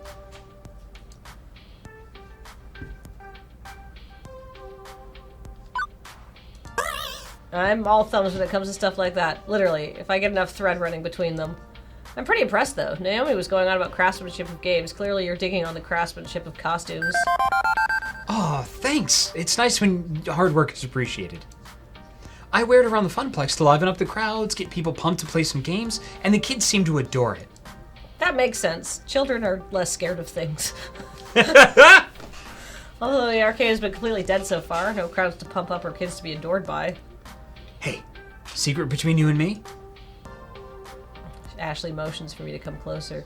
She leans in, glances around the room once, and then talks in a hushed tone. I did some repairs on Pinky overnight. I had to restitch the left arm, and I was giving her an old test drive to make sure it doesn't fall off. Huh, limbs falling off seems bad. Oh, it was. Yesterday, I was dancing with a little girl. Must have been like 5, 6 years max. Anyway, we were next to Showtime's stage when she tugged on my arm and... whoosh! Off came the arm. The girl instantly started bawling. Well, at least you are consistently scaring people, and it's not just me. Nope. Hey now.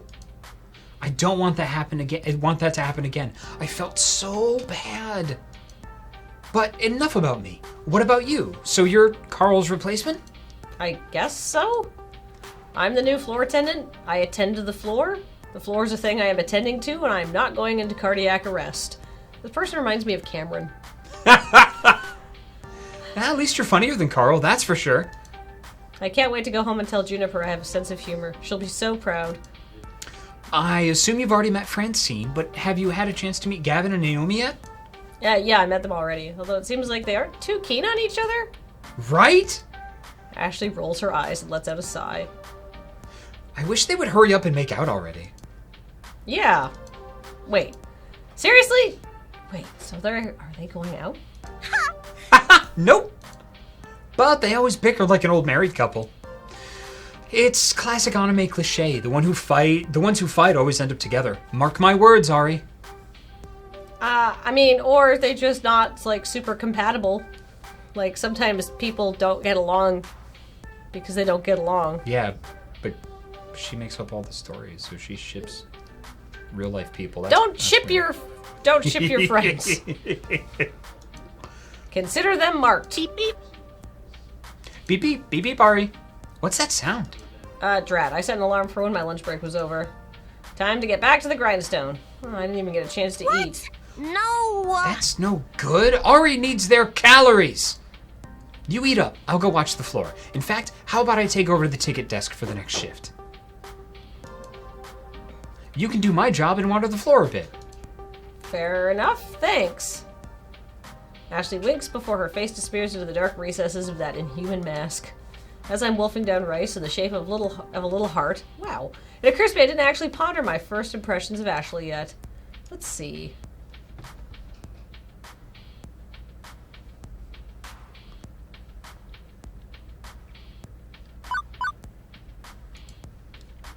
She seems like a nice girl, but I can't get on board with all her wild stories.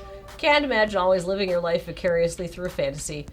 Anyway, with lunch in my belly and break time complete, the second half of my workday began. I can't imagine that. I can't imagine telling stories No, for a living. I can't. No. Have I told you about vampires yet? I like them. I don't know. I don't know if I've told you about them. Yeah. I mean, not in detail. No, At that's some fair. point, I want to play vampires with you. Really? Yeah. Fuck yeah. Awesome. Yes. Or maybe changeling.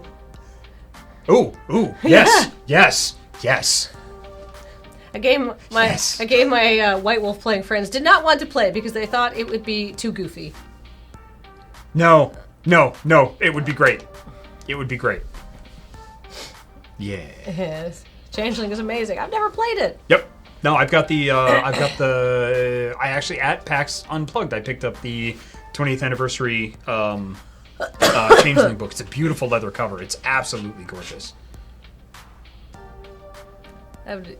Don't play with my heart, Kathleen. I'm into it. Good. As soon as I get through my 10 weeks of novel writing. Yes, indeed. Yes. It's really cool. Do you though. know how many pages my D&D guy notes are? That's 120. Well, I mean, I'm not done yet, so I'm only halfway through. But I'm on my 55th page. Do you know how many pages it is? No matter what you guess, you're wrong because I'm not done. Yeah, I mean, it's 55 pages long so far. And all of my spells and stuff like that are in a separate document for faster reference. Excellent. Good job. That's amazing. Well, I'd love to see your D&D notes when all said and done. Since this is not like my perfect angel brainchild, I might just put them out and let people run it. God, I could never prep like that. Anyhow, let's go back to work. Literally. Rolling in the afternoon, the crowd starts to fill out. School's done, and the late rising pros are heading out to their arcades of choice. With Ashley covering the desk, my job is to wander the floor looking for problems, or potential problems, or just make sure everything's A-okay. But for starters, it's a good moment to collect my thoughts. Get off on the right foot with some of my coworkers, and the wrong foot with others. A mixed bag, let's say, but not awful. I think everybody you had a neutral to positive interaction with. I need to make sure I get along with these people. They're going to be a part of my life, one way or the other. And if Francine's willing to pink slip her grandson, well, I'm expendable. I should be careful. Hang on, no time for daydreaming. I think I spot, let's see, 3 possible issues to look into. I should have time to get to all of them. Which do I tackle first?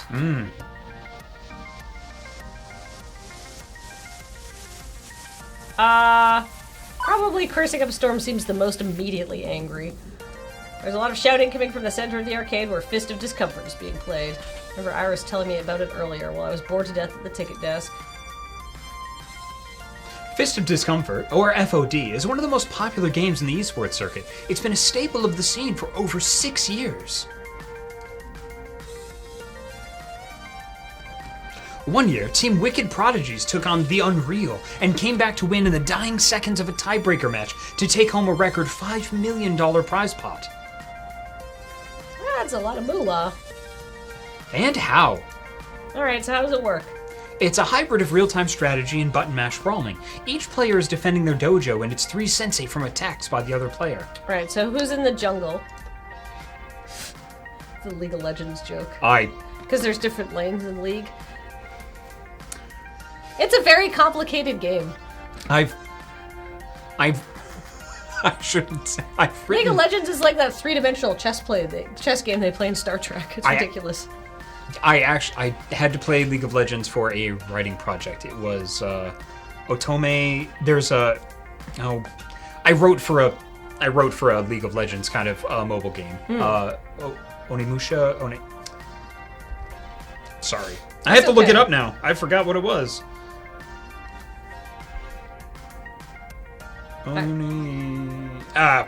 Yeah, anyway, I wrote a mobile game last year. Anyway, yeah, we can keep going. That's not important. Alright, obviously you can do this by the other player and their 3 cents that are punch kickers, but you also summon your own army of ninjas. Lanes! Lanes! I was right! Lanes! It's League of Legends. Sorry. But you'll also summon your own army of ninjas to march down the top and bottom lanes and do most of the fighting for you. That's the strategy element. I call mid. With a combination of knowing when to summon allies, what stat boost items to buy from your dojo shop, and your combat skill at fending off enemies. Oh, it might be a little bit more Dota then if they're stat boost. You can punch through your opponent's minions, topple all their sensei, and destroy their dojo. So summon good ninjas, punch bad ninjas, smash dojo. I'd say boiling down a rich game of action and strategy played the world over by top gamers in such a way is a bit degrading, but sure, okay.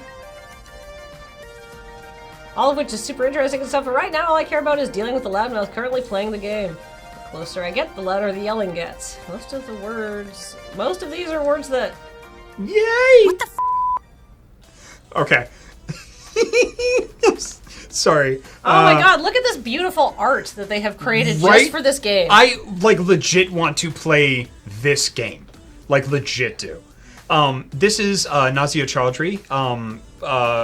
She was one of the folks that I worked on with Tag Talent about. She's an incredibly accomplished singer, actor, voice actor, educator. She was a delight to work with. On the day that we recorded, she was having a particularly bad day and then asked about, like, what this character was about. And we're like, do you like to swear? And she was like, fuck yeah. Fuck yeah, I do. I need it today. And then, like, we just used that and folded it in to her performance. And at the end, she was like, I feel 1,000 times fucking better. This was cathartic and amazing. And I was like, yeah! She is fantastic and has been a big supporter of the game and is very, very proud that she's in it. She's been retweeting a lot of stuff. And she's lovely. And I hope I get to work with her again sometime soon. Yeah. This is delightful. And I note that the... And you mentioned it at the beginning, but I do want to say it's very nice to see representative casting. Yes. So it's and I'm not going to lie, a huge pain in the fucking ass. It's a huge pain in the ass to find, because a lot of people think that with voice acting it's not super important, but it's important in all acting. And finding the right vectors to find the right people at the level of talent and quality, not talent, I should say, skill that you want is tough, but incredibly rewarding. And I'm very happy that it turned out as well as it did. it's almost like the current system of like, no, it doesn't really matter as long as you're talented. It's sort of set up in a way to maintain the hegemony of like a cadre of like white men at the top of the game. Yes, we actually we did have. There was some. We had a couple of like really tough decisions to make because there were some folks that came in that weren't as representative as we wanted them to be. But like I have them marked for like next project. Grab them for because we did get a lot of amazing auditions. But we had to get the right Venn diagram of everybody as much as we could. Yeah. It's probably not perfect. I'm not saying it's an amazing Paragon or anything like that, but we did the absolute best that we could. Yeah. All right, on with the sweary lady. No, those are definitely all words my mother would disapprove of. You've got. God. You go ahead. You I this. feel like she's me. Well, not really, but you've got to be fucking. There's no. I don't know what am I supposed to say. Huh? There's no effing way that's even plausible. Yep. Oh yeah, that's how people don't swear. I just swear. There's no effing way that's even possible. Those hitbox those don't even connect. At this game all night long. Rando Calrissian. Thank you.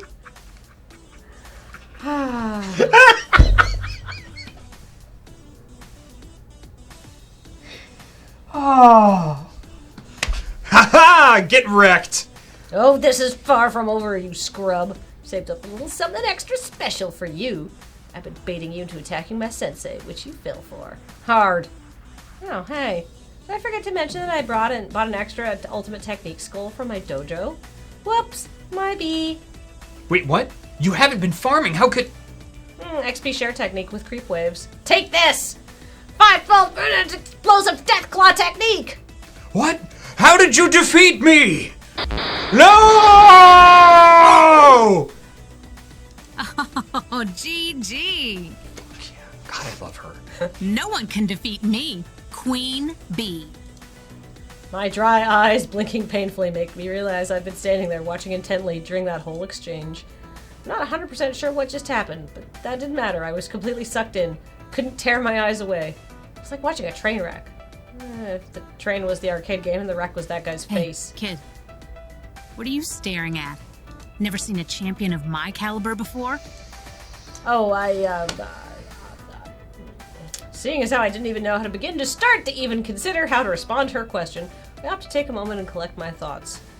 What I've somehow gathered, she goes by Queen Bee. The jacket she's wearing identifies her as a member of L7 Gaming, an arcade esports team, and she's the most direct, fierce person I've met all day. That's saying a lot, considering who I've run into so far. Look, let's be frank about this. I know my taste, and Queen Bee's got the whole package. The sass, the dirty mouth, the keen fashion sense. Oh, be still, my subservient little heart. Hey, don't just stand there all weird and quiet-like. It's creepy. She snaps her fingers to grab my attention. Wow. So, are you gonna f***ing quarter up or not? Yeah. Think you can best the hottest rising star of L7?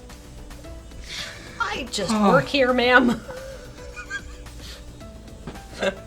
From what I've seen, I couldn't best a scrub, let alone a professional competitive player of this game. No. Thank you, no thank you. Plus, I'm not sure I'm allowed to play games while I'm working. You work here? I enforce arcade flaw within this noble funplex. You bet. In fact, I was just tired earlier. I'm the new floor attendant. If the game meets your quarter, come to me!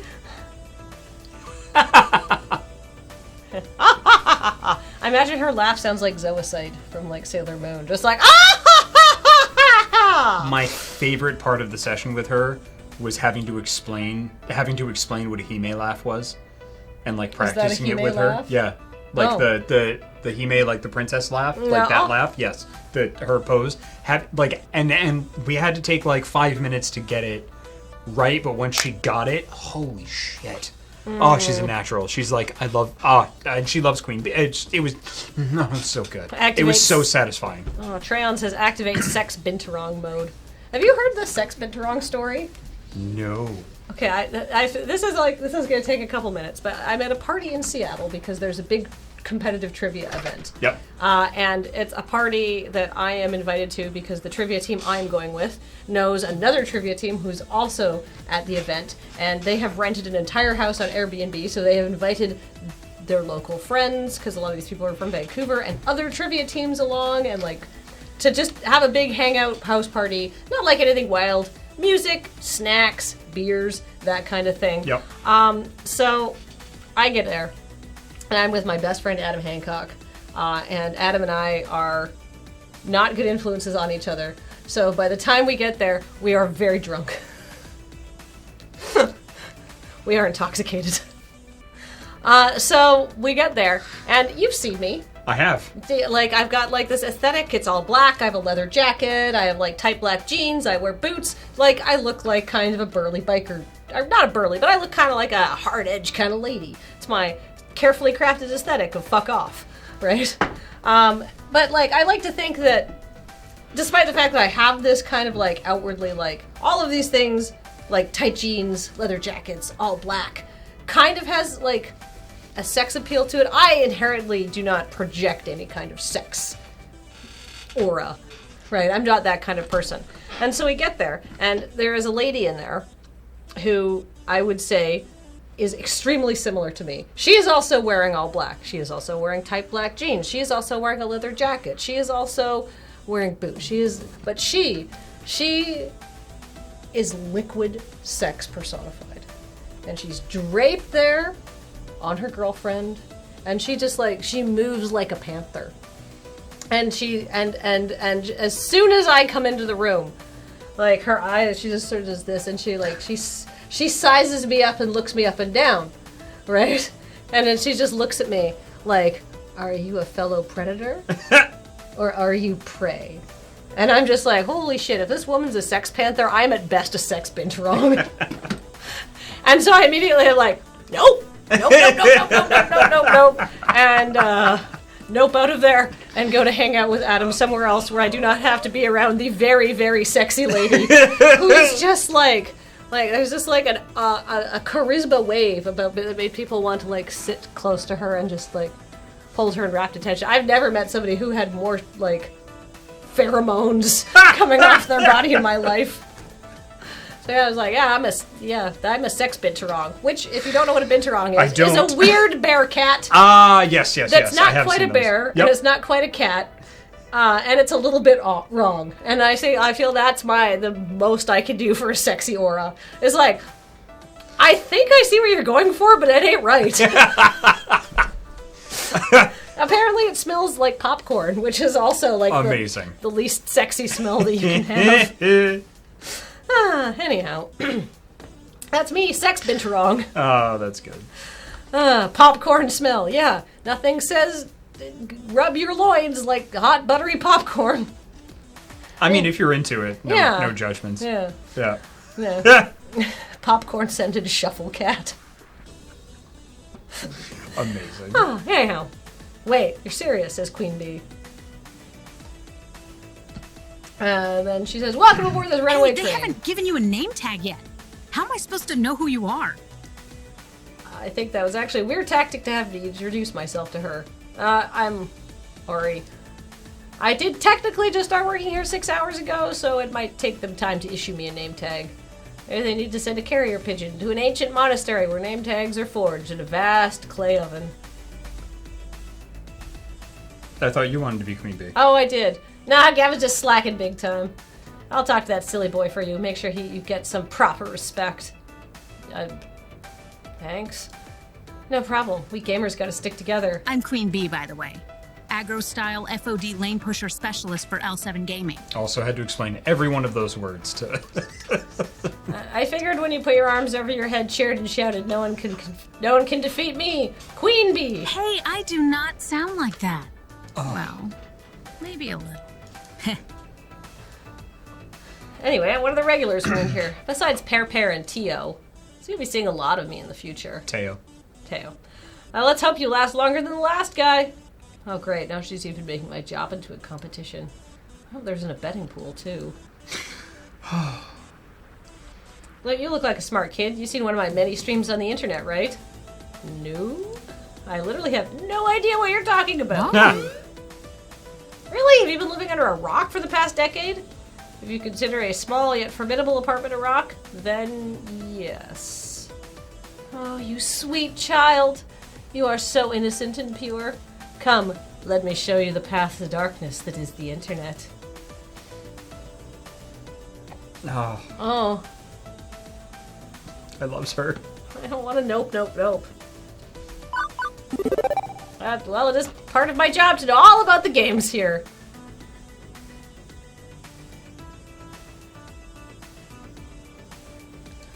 If Queen Bee is going to give you some insight on the culture around this game, I should take advantage of that. Lead me further into the dark abyss, my mistress. Yeah. Queen Bee grabs my arm and pulls me closer to the Fist of Discomfort cabinet. Upon further inspection, I see the whole haphazard pile of tech she's rigged up. You can't just plug one of these cabs into the internet, so I use a number of clip-on webcams and mics and stuff. That webcam there broadcasts to my own personal PC back home, and the stream matches live to all my fans. The chat room appears on my phone. Costs a bit to put everything together, and it takes like half an hour to rig up and test each morning, but after doing this here for a couple years, it's easy peasy. Aside from Naomi grounding her teeth at my clip-on cameras, damaging the paint job, I mean. Anyway, I prefer to stream from the Funplex than from home. There's so much to miss out on by sitting by your lonesome with the console version of FOD. The crowds, the trash talk, the community. Wait, are you broadcasting live right now?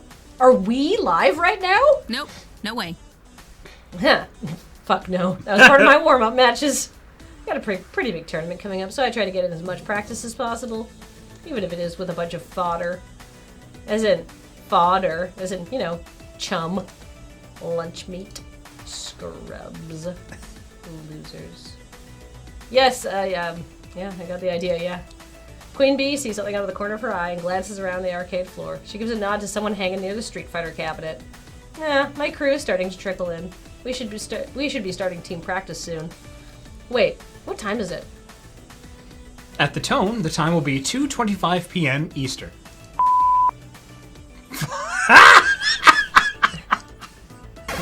What the? Huh. Oh man, that's super good.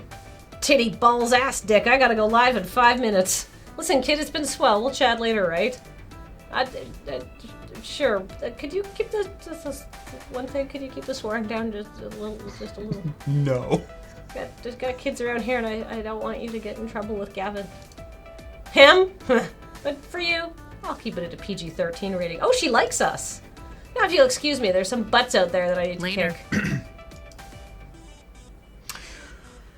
So knowing who the characters are in this game, I don't know if there's anybody that's going to appeal to you personally as much as Queen Bee. Yeah. I mean, we'll meet them all. Queen Bee fires up her broadcast rig, and the shouting and milder swearing starts up again. Queen Bee is a sex panther. She's amazing. I love her so much. I love my whole fucking cast. They did such a great job, and the characters are so fucking well written. It made my job very, very easy. A sex bee. I should probably get out of here before I accidentally end up on the stream. How long did you want to go today? I mean, how much longer do you think it would take to play through all 3 scenarios? Of all, like, interfering with, or, like, checking up on stuff? I have no idea. This is my first time playing the game, and the only parts of the script that I got were the ones that were voiced. So, 2 flower. Let's see. 24-hour stream? No. Maybe another hour? Depends on speed. Let's say we'll go to, like... 12:30? Yeah, 12:30. That seems fair. I don't want to burn out your voice. All right. I've got to meet. I also have a meeting after this too.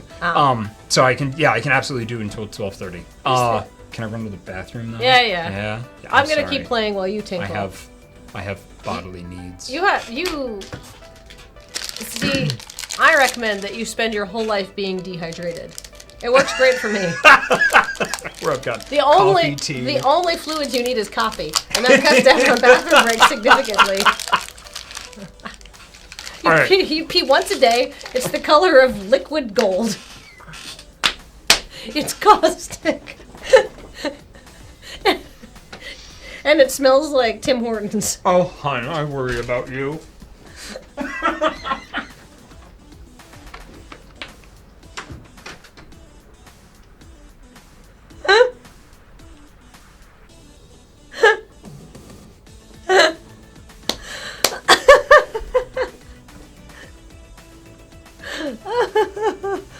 I'm joking. Obviously, I drink things that aren't coffee. I drink tea.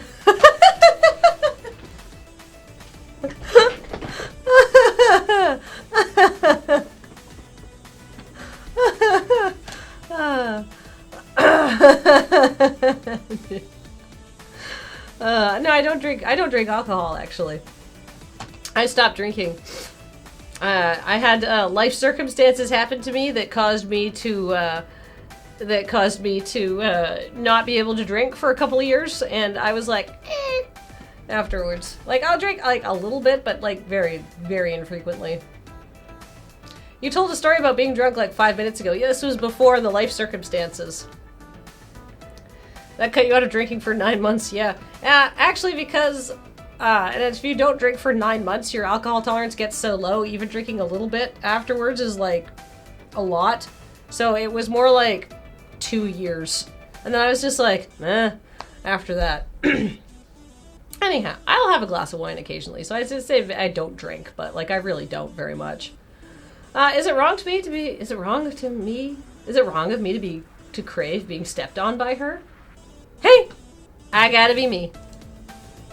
We got good chemistry so far. Note to self, check with Gavin about the ethics of dating your customers. Not that I'm committing to anything here, just, you know. Let's see, who to handle next? Alright, let's just see this irate man near Mr. Moopy's Magic Maze. Because a large crowd seems fine. That just seems like there's people enjoying things. Xanadu. Yeah, child happened to me, and now a glass of wine every 6 months or so knocks me up. That's the problem. Like, if you don't drink for, like, a long time, any amount of alcohol just makes you incredibly drunk really fast and gives you a hangover. Like, you taste the hangover happening, too, and you're like, It's not worth it. My mutant floor attendant senses direct danger from the left-hand side of the arcade. I quickly rush all of 30 feet to the scene of the crime, already in progress. Oh, come on! Hurry the F up and finish your game. Hey, you, do you work here? I saw you behind the desk earlier. Note to self, ask Gavin for a name tag. Yeah, I'm Ari, floor attendant. Well, stop attending to the carpets and attend to me. I wanted this piece of shit to wrap up his damn game so I could play. Ashley's face is obscured beneath her costume's mask, but I can feel her wince as the man curses up a blue streak. Oh, sir, there are children present. Please keep the swearing to a minimum. You kick this fat piece of shit off this game and I'll sing Mary Had a Little Lamb all you want. Figuring out to hear the fat piece of shit side of the story before rushing to a judgment, I tap the player on the shoulder. He doesn't even notice. So I tap again. Twice. Sir, there are other players waiting to give Mr. Moopy's Magic Maze a spin. Curiously, the player looks up at the game's marquee. Thank you, Naomi. It simply reads, Moopy. You know the game's full name? This fucking better be Graham. I know that big fella. Sure, I played a lot when I was a kid. It's actually called Mr. Moopy's Magic Maze, right? Wizards and pellets and monsters and stuff? Yep. A bit terse as he's laser focused on the game, I can see why. He's currently sitting on 714,900 points. Holy crap, that's a heck of a high score. Now, the character on his shirt is Mr. Moopy. Look at the game. He's like some sort of Mr. Moopy savant. Legally distinct Pac-Man type Pac-Man game. Or is this other guy would probably... Holy shit, that's a fucking high score! Excuse me? Right, sir, could you please wrap up your game? No. I'm keeping on good pace here. Plenty of livestock, on par for getting close to the world record before the kill screen. Somehow, the thick arcade jargon sounds classier when draped in his British accent. Like I'm watching some sort of documentary program on the BBC. Yeah. It's Percy! Yeah, but this is a public arcade. Other folks want to play the games too. He finishes clearing the current board while pondering the predicament. Okay. First, I think he's stepping away to end his game, but he's letting his stock of 50 extra dudes slowly deplete as he pulls out his wallet. Without a pause, he pulls out $3,000 in cash and holds it out. Will this cover it? For a moment, I flash back to the movie where some dude plays another dude to sleep with his wife, and they roll around in bed covered in money, and...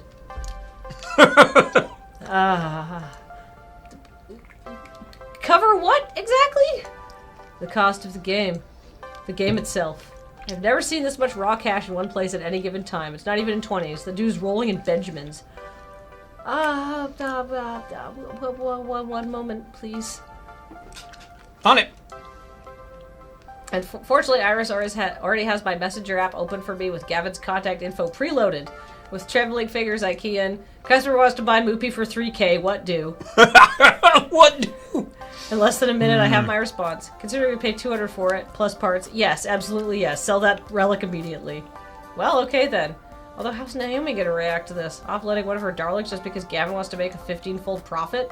It also seems kind of weird to be taking advantage of this guy's lack of a grasp of the real costs of old arcade machines. I knew all this workplace drama was gonna catch up to me at some point. With this rando breathing down my neck, I gotta make a decision.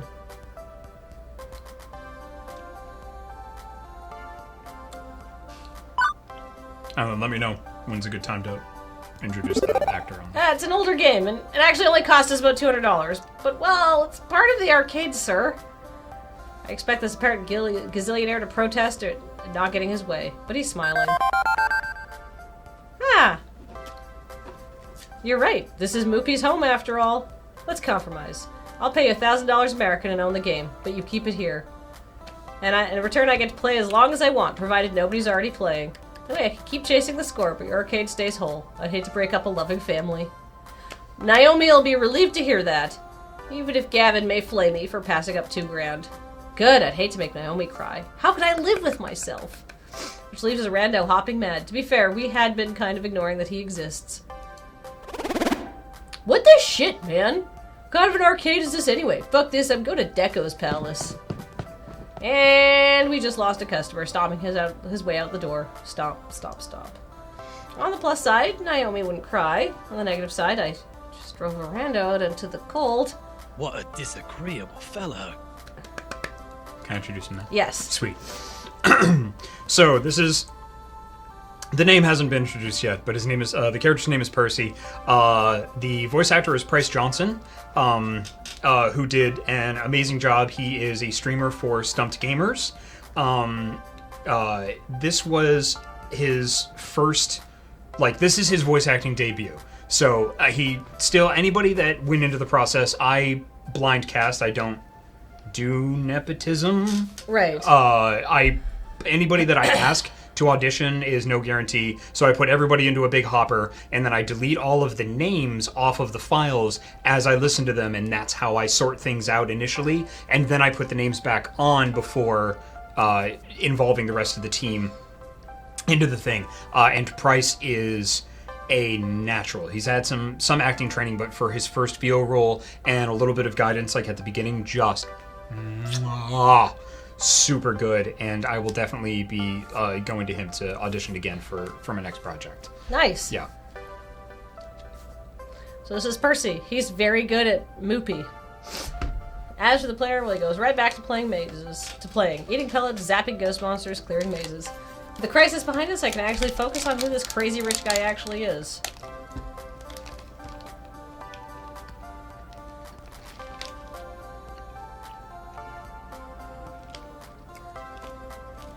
I mean, I am legitimately Digging the dad bod? I'd like dad bods. Yeah, fuck yeah. Let's do it. Although I had a discussion with my friend Lindsay many years ago. We were at a wedding, and we it was a large wedding in upstate New York, and the people who were throwing the wedding decided they would invite all of their best friends and rent a campground in the Adirondacks, and everybody would just stay in cabins. And so we would have 2 days partying together with each other. That's where I'm from. The Adirondacks? Mm-hmm. What a I'm beautiful from New York, Saratoga Springs. That's a beautiful part of the world. I loved it when I went up there. And so, we're 2 days into this essential hedonistic party. Our friend Stuart had come up from Australia. These are all people I met on a message board, by the way. So we're old school internet people. And my friend, and then people were doing shots of what he had dubbed mistake water, which is some local moonshine that came in a mason jar. Amazing. Yeah. So, and everybody's, everybody's tired. And so Lindsay and I are now resorting to rating, to sexually objectifying all the men who have come to this party. Because, it's that time of... Yeah. It's that time. It's that time of life. Yeah. Yes. And so we're all like, okay, who are the cutest boys here, aside from our boys? Yeah, I get that. And she's just like, oh, I think was this Dumbrella? Yes, this was a Dumbrella big get-together for 2 members getting married, actually, who had met on the message board. That's amazing. Anyhow, so Lindsay's like, oh, I definitely think that guy is the hottest. And I was like, what? No, absolutely wrong. That guy's the hottest. And then Lindsay looks at me and she's like, that guy looks like Graham. And I'm like, but that guy looks like Adam. And we're just like, fuck. We have types. Shit. Fuck. All we can see is our own romantic partners. Anyhow. Taken from someone wallowing around the lower tax brackets, the rich can do whatever they want, whenever they want. And yeah, that's not what this guy did. He could have, but he let us keep the game. He just wanted to play, that's all. And why? Because of Naomi. Because of the Funplex. It's a home and a family, for the games and for us. Maybe it's for the best I sent that rando out the door in favor of this guy. So, Naomi? He's happy to talk, even while playing. Of course. I'm a Funplex regular. My name's Percy. I'd hazard you're our new floor attendant. I was here when Francine seated you behind the desk earlier. What? That's me. Ari Cater, Arcade Wrangler. Well then, it's a pleasure to make your acquaintance, and I look forward to getting to know you better. You've seriously just been playing Moopy all day, huh? What can I say? It's my calling.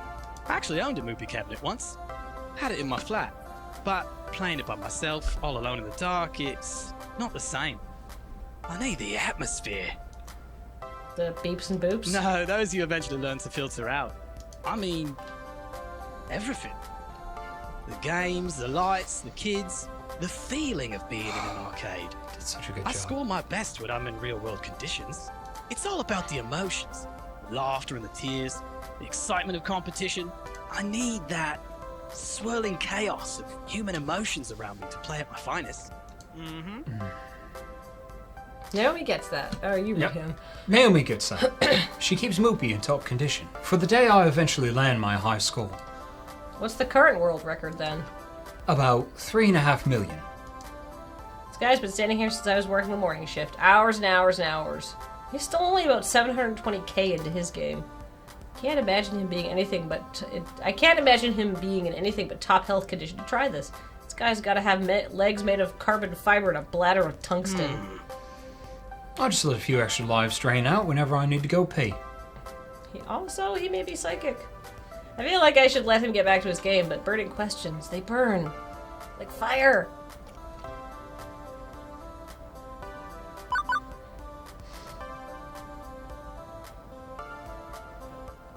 I don't like any of these questions. Well,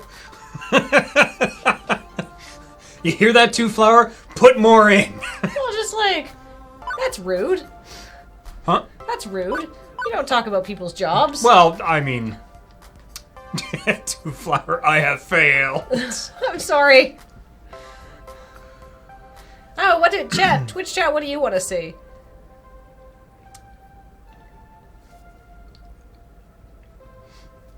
Moopy is the wizard on his shirt. Yeah. Yeah, And if you... I picked that out immediately. I was like, nah. Yeah, He's a fan. If you go to... I think they'll Dip the actually have Moopy. those shirts for sale at... PAX East, I think. If it was me tossing around green like that, I'd have my game coated in solid gold and encrusted with diamonds. Gold's heavy. It'd break through the floor. At mentioning money, he loses. I was trying not to talk about money! I was trying not to talk about money!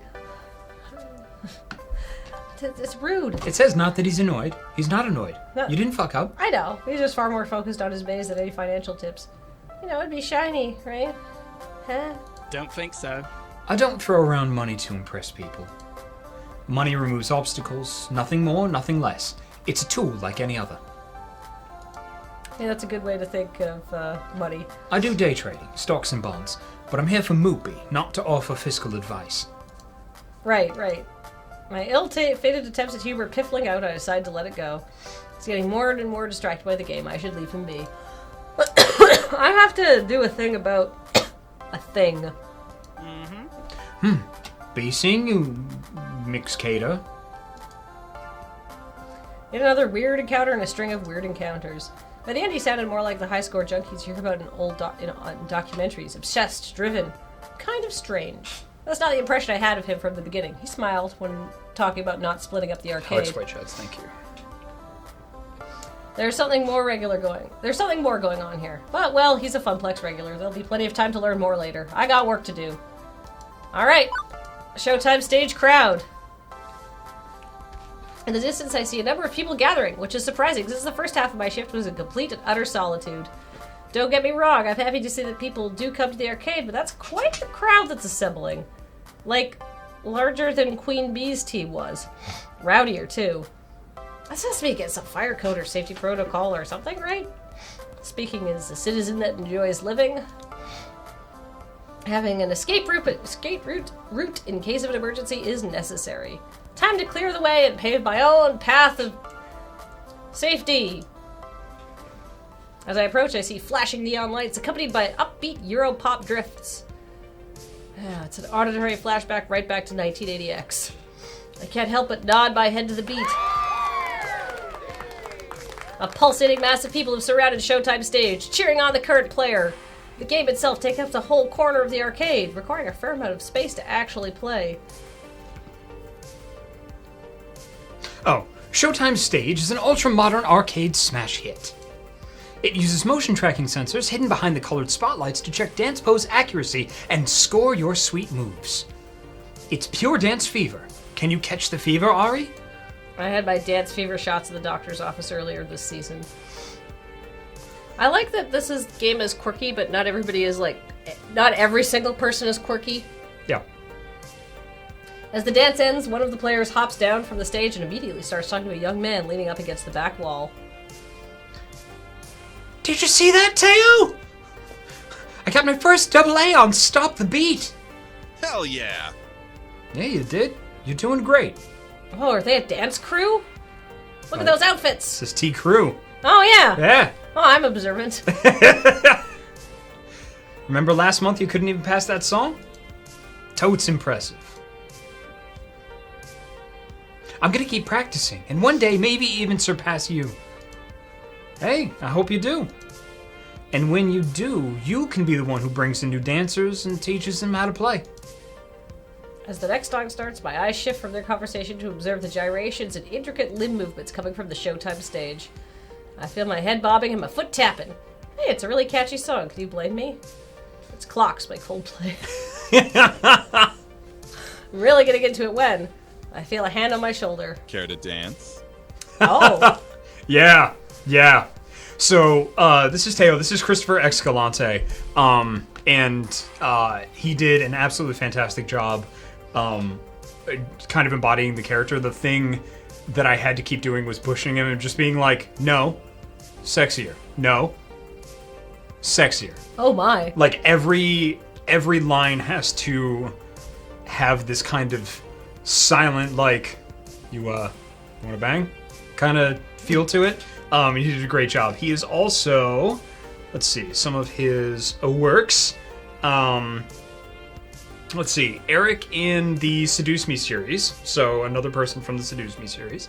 Heroes of Newerth, Anima Gate of Memories, Atlantica Online, Ace Academy, Mythica the Necromancer, Blood of Redemption, a whole mess of indie games. He's actually a director of the voiceover division at Elevate Talent and the founder of Rose Rock Records, LLC. Wow. And was really cool to work with. He was like, did it need to be that sexy? And I was like, yeah, like more.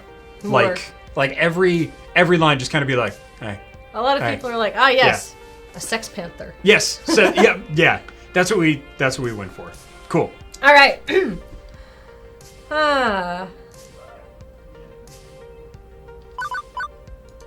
I'm not one for dancing with strangers. I just windmill slammed that. I didn't even consider the other two options. Fuck off. Like, not that he's he's being very respectful. Yeah, but of course.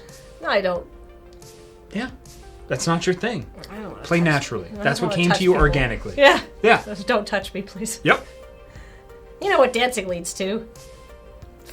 Yes, I was going to say touching, but me falling on my face in front of all these people.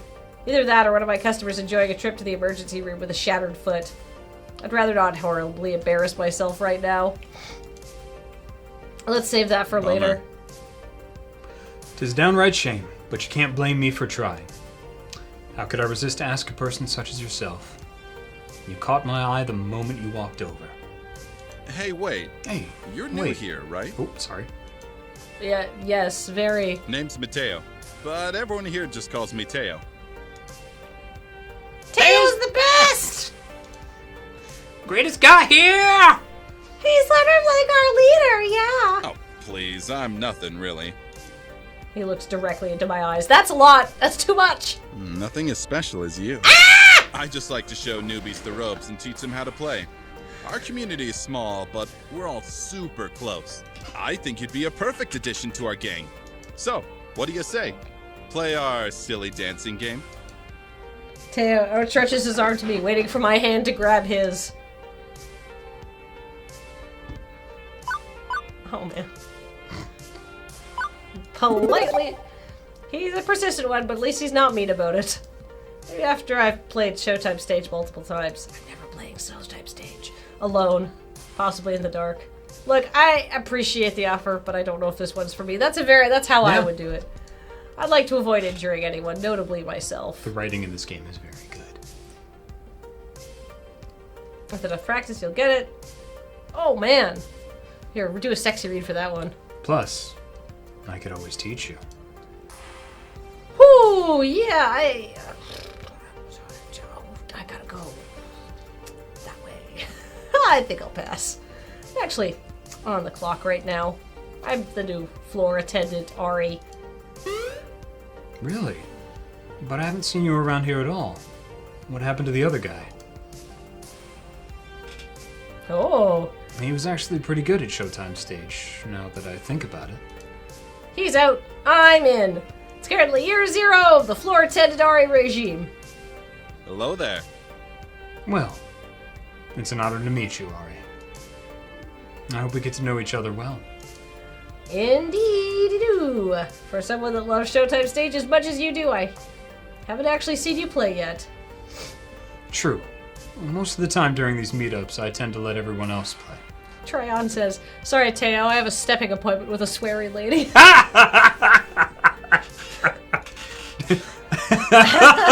They call me the Stairmaster.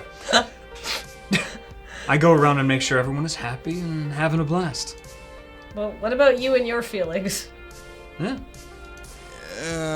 My happiness comes from making other people happy. That's all I need in life. Which is all well and good, but I still need to deal with this crowd. How best to handle it?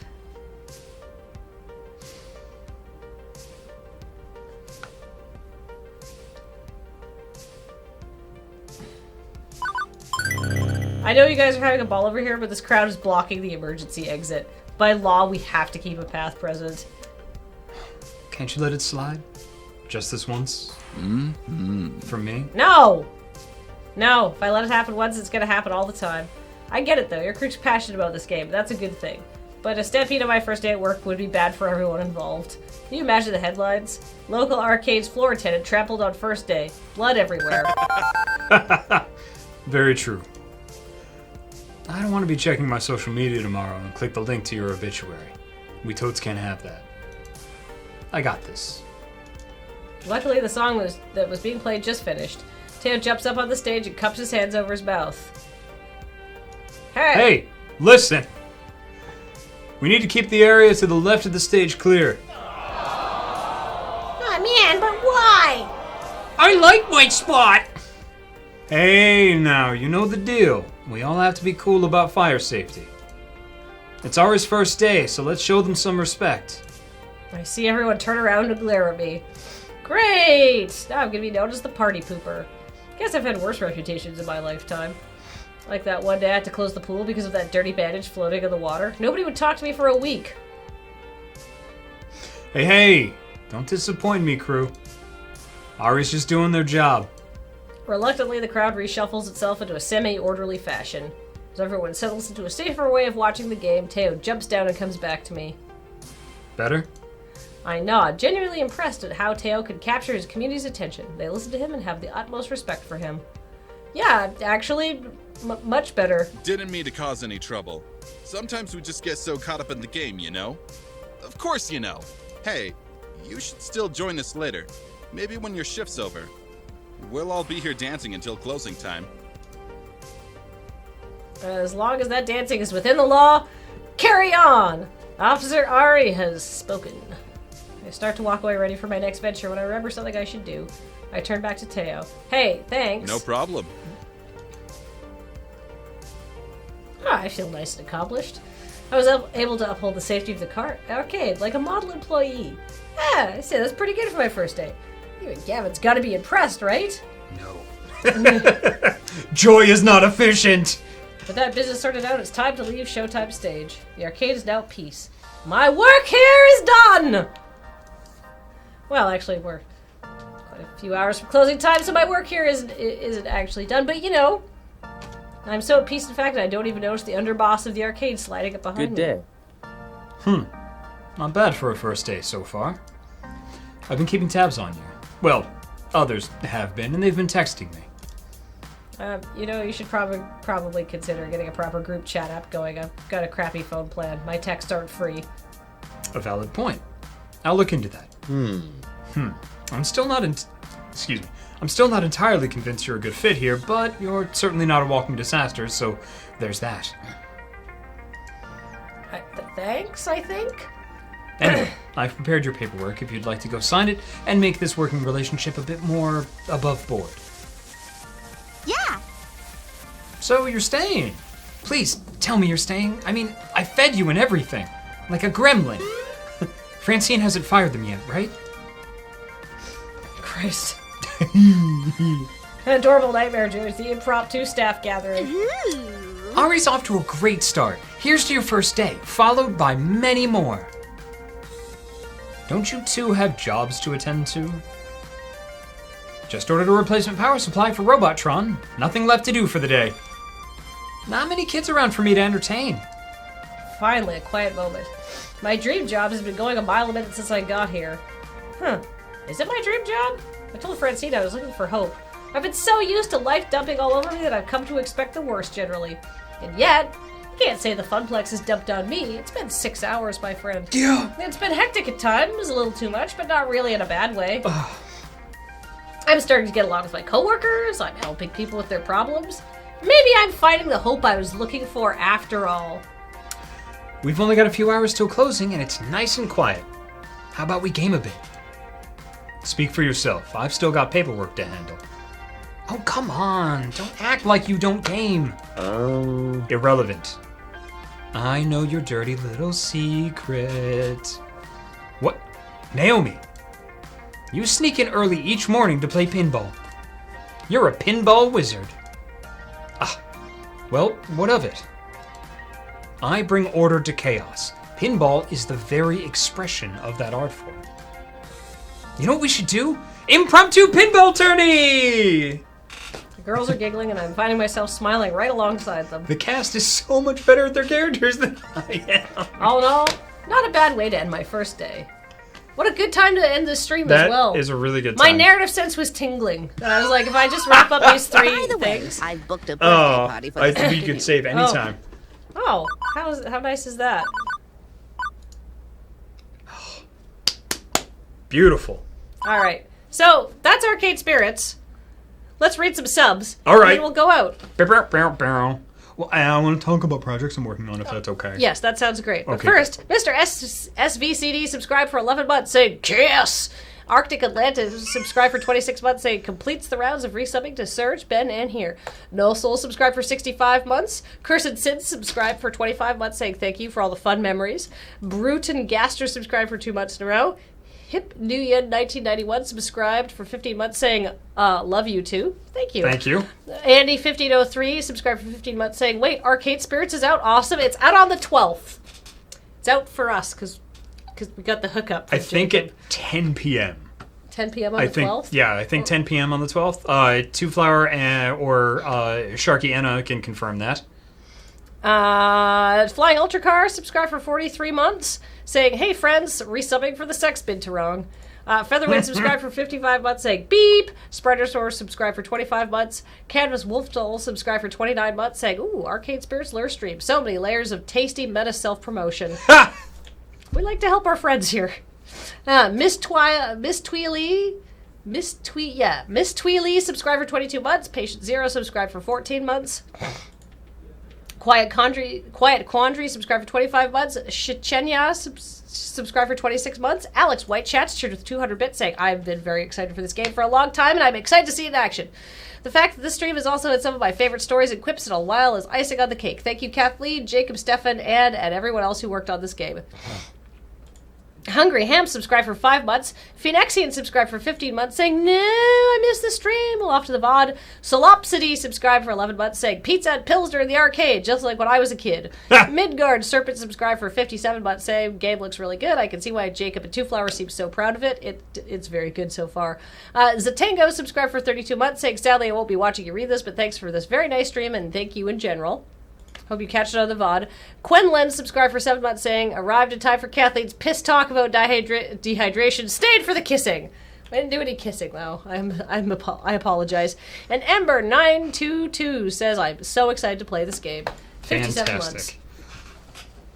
Oh, so emotional. So if you like this game, you can check it out. It's on Steam. Yep. Steam. Itch.io. Itch.io. I think That's- I think that's it right now. I mean, and that's covers 95% of all game playing Yes. installs, right? Yes. Yes. And then you can go to arcadespirits.com and it's got all of the information on it. Oh, it's on Humble too. Yeah. Oh, good. Oh, neat.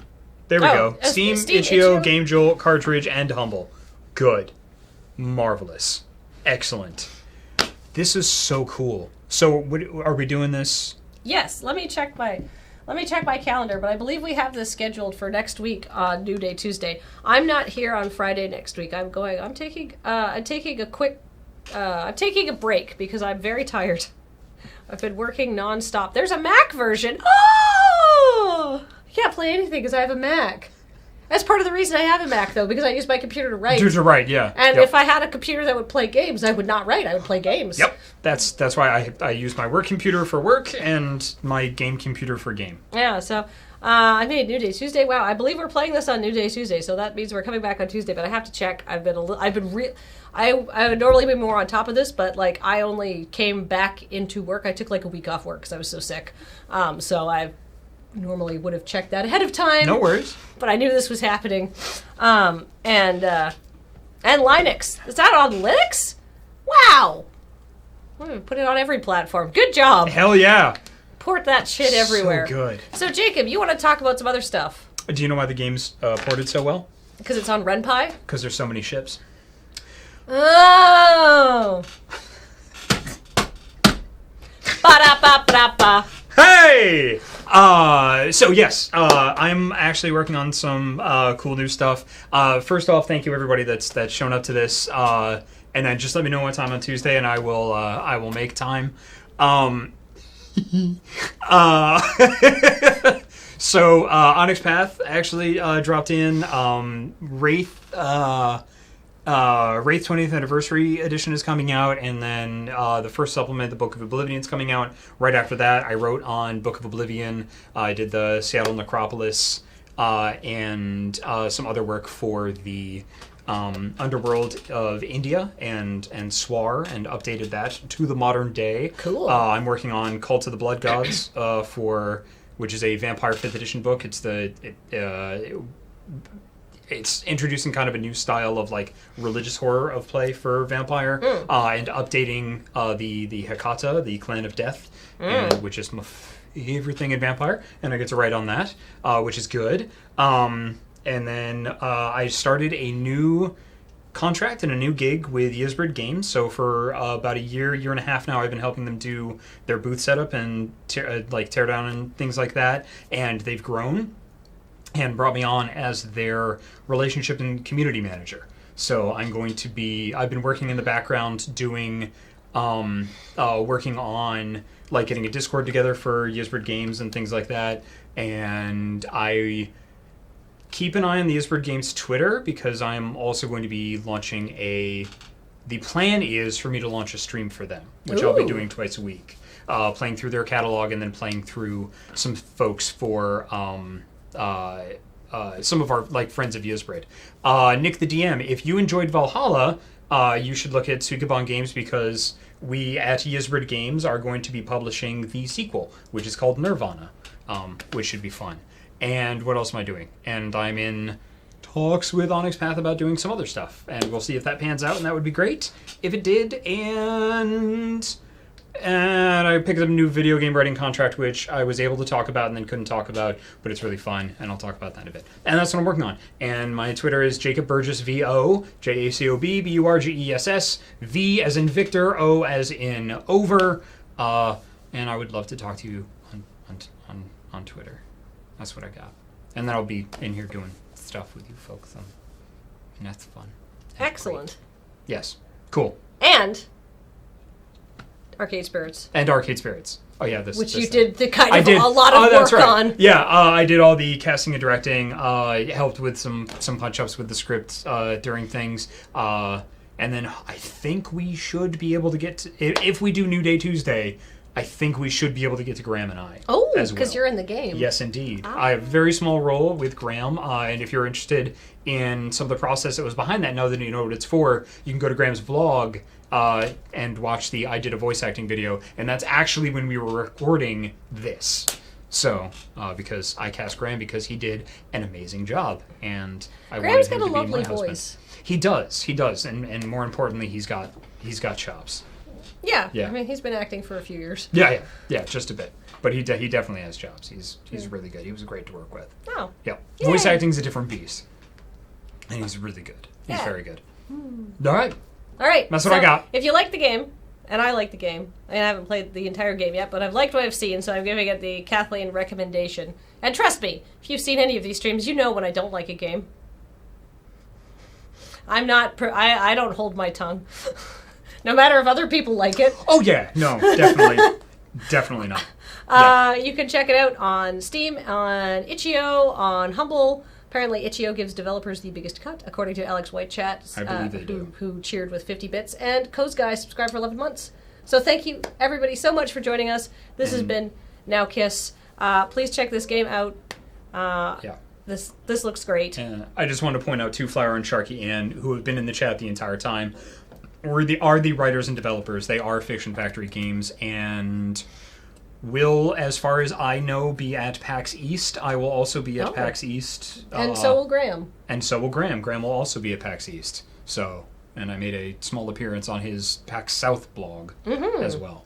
Yes, having sweet tea for the first time. Sweet Jesus. It was too sweet. Holy hell. Oh my god. It was like a marshmallow came in my mouth. It was awful.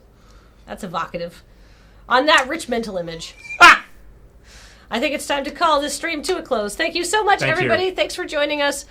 This has been Now Kiss.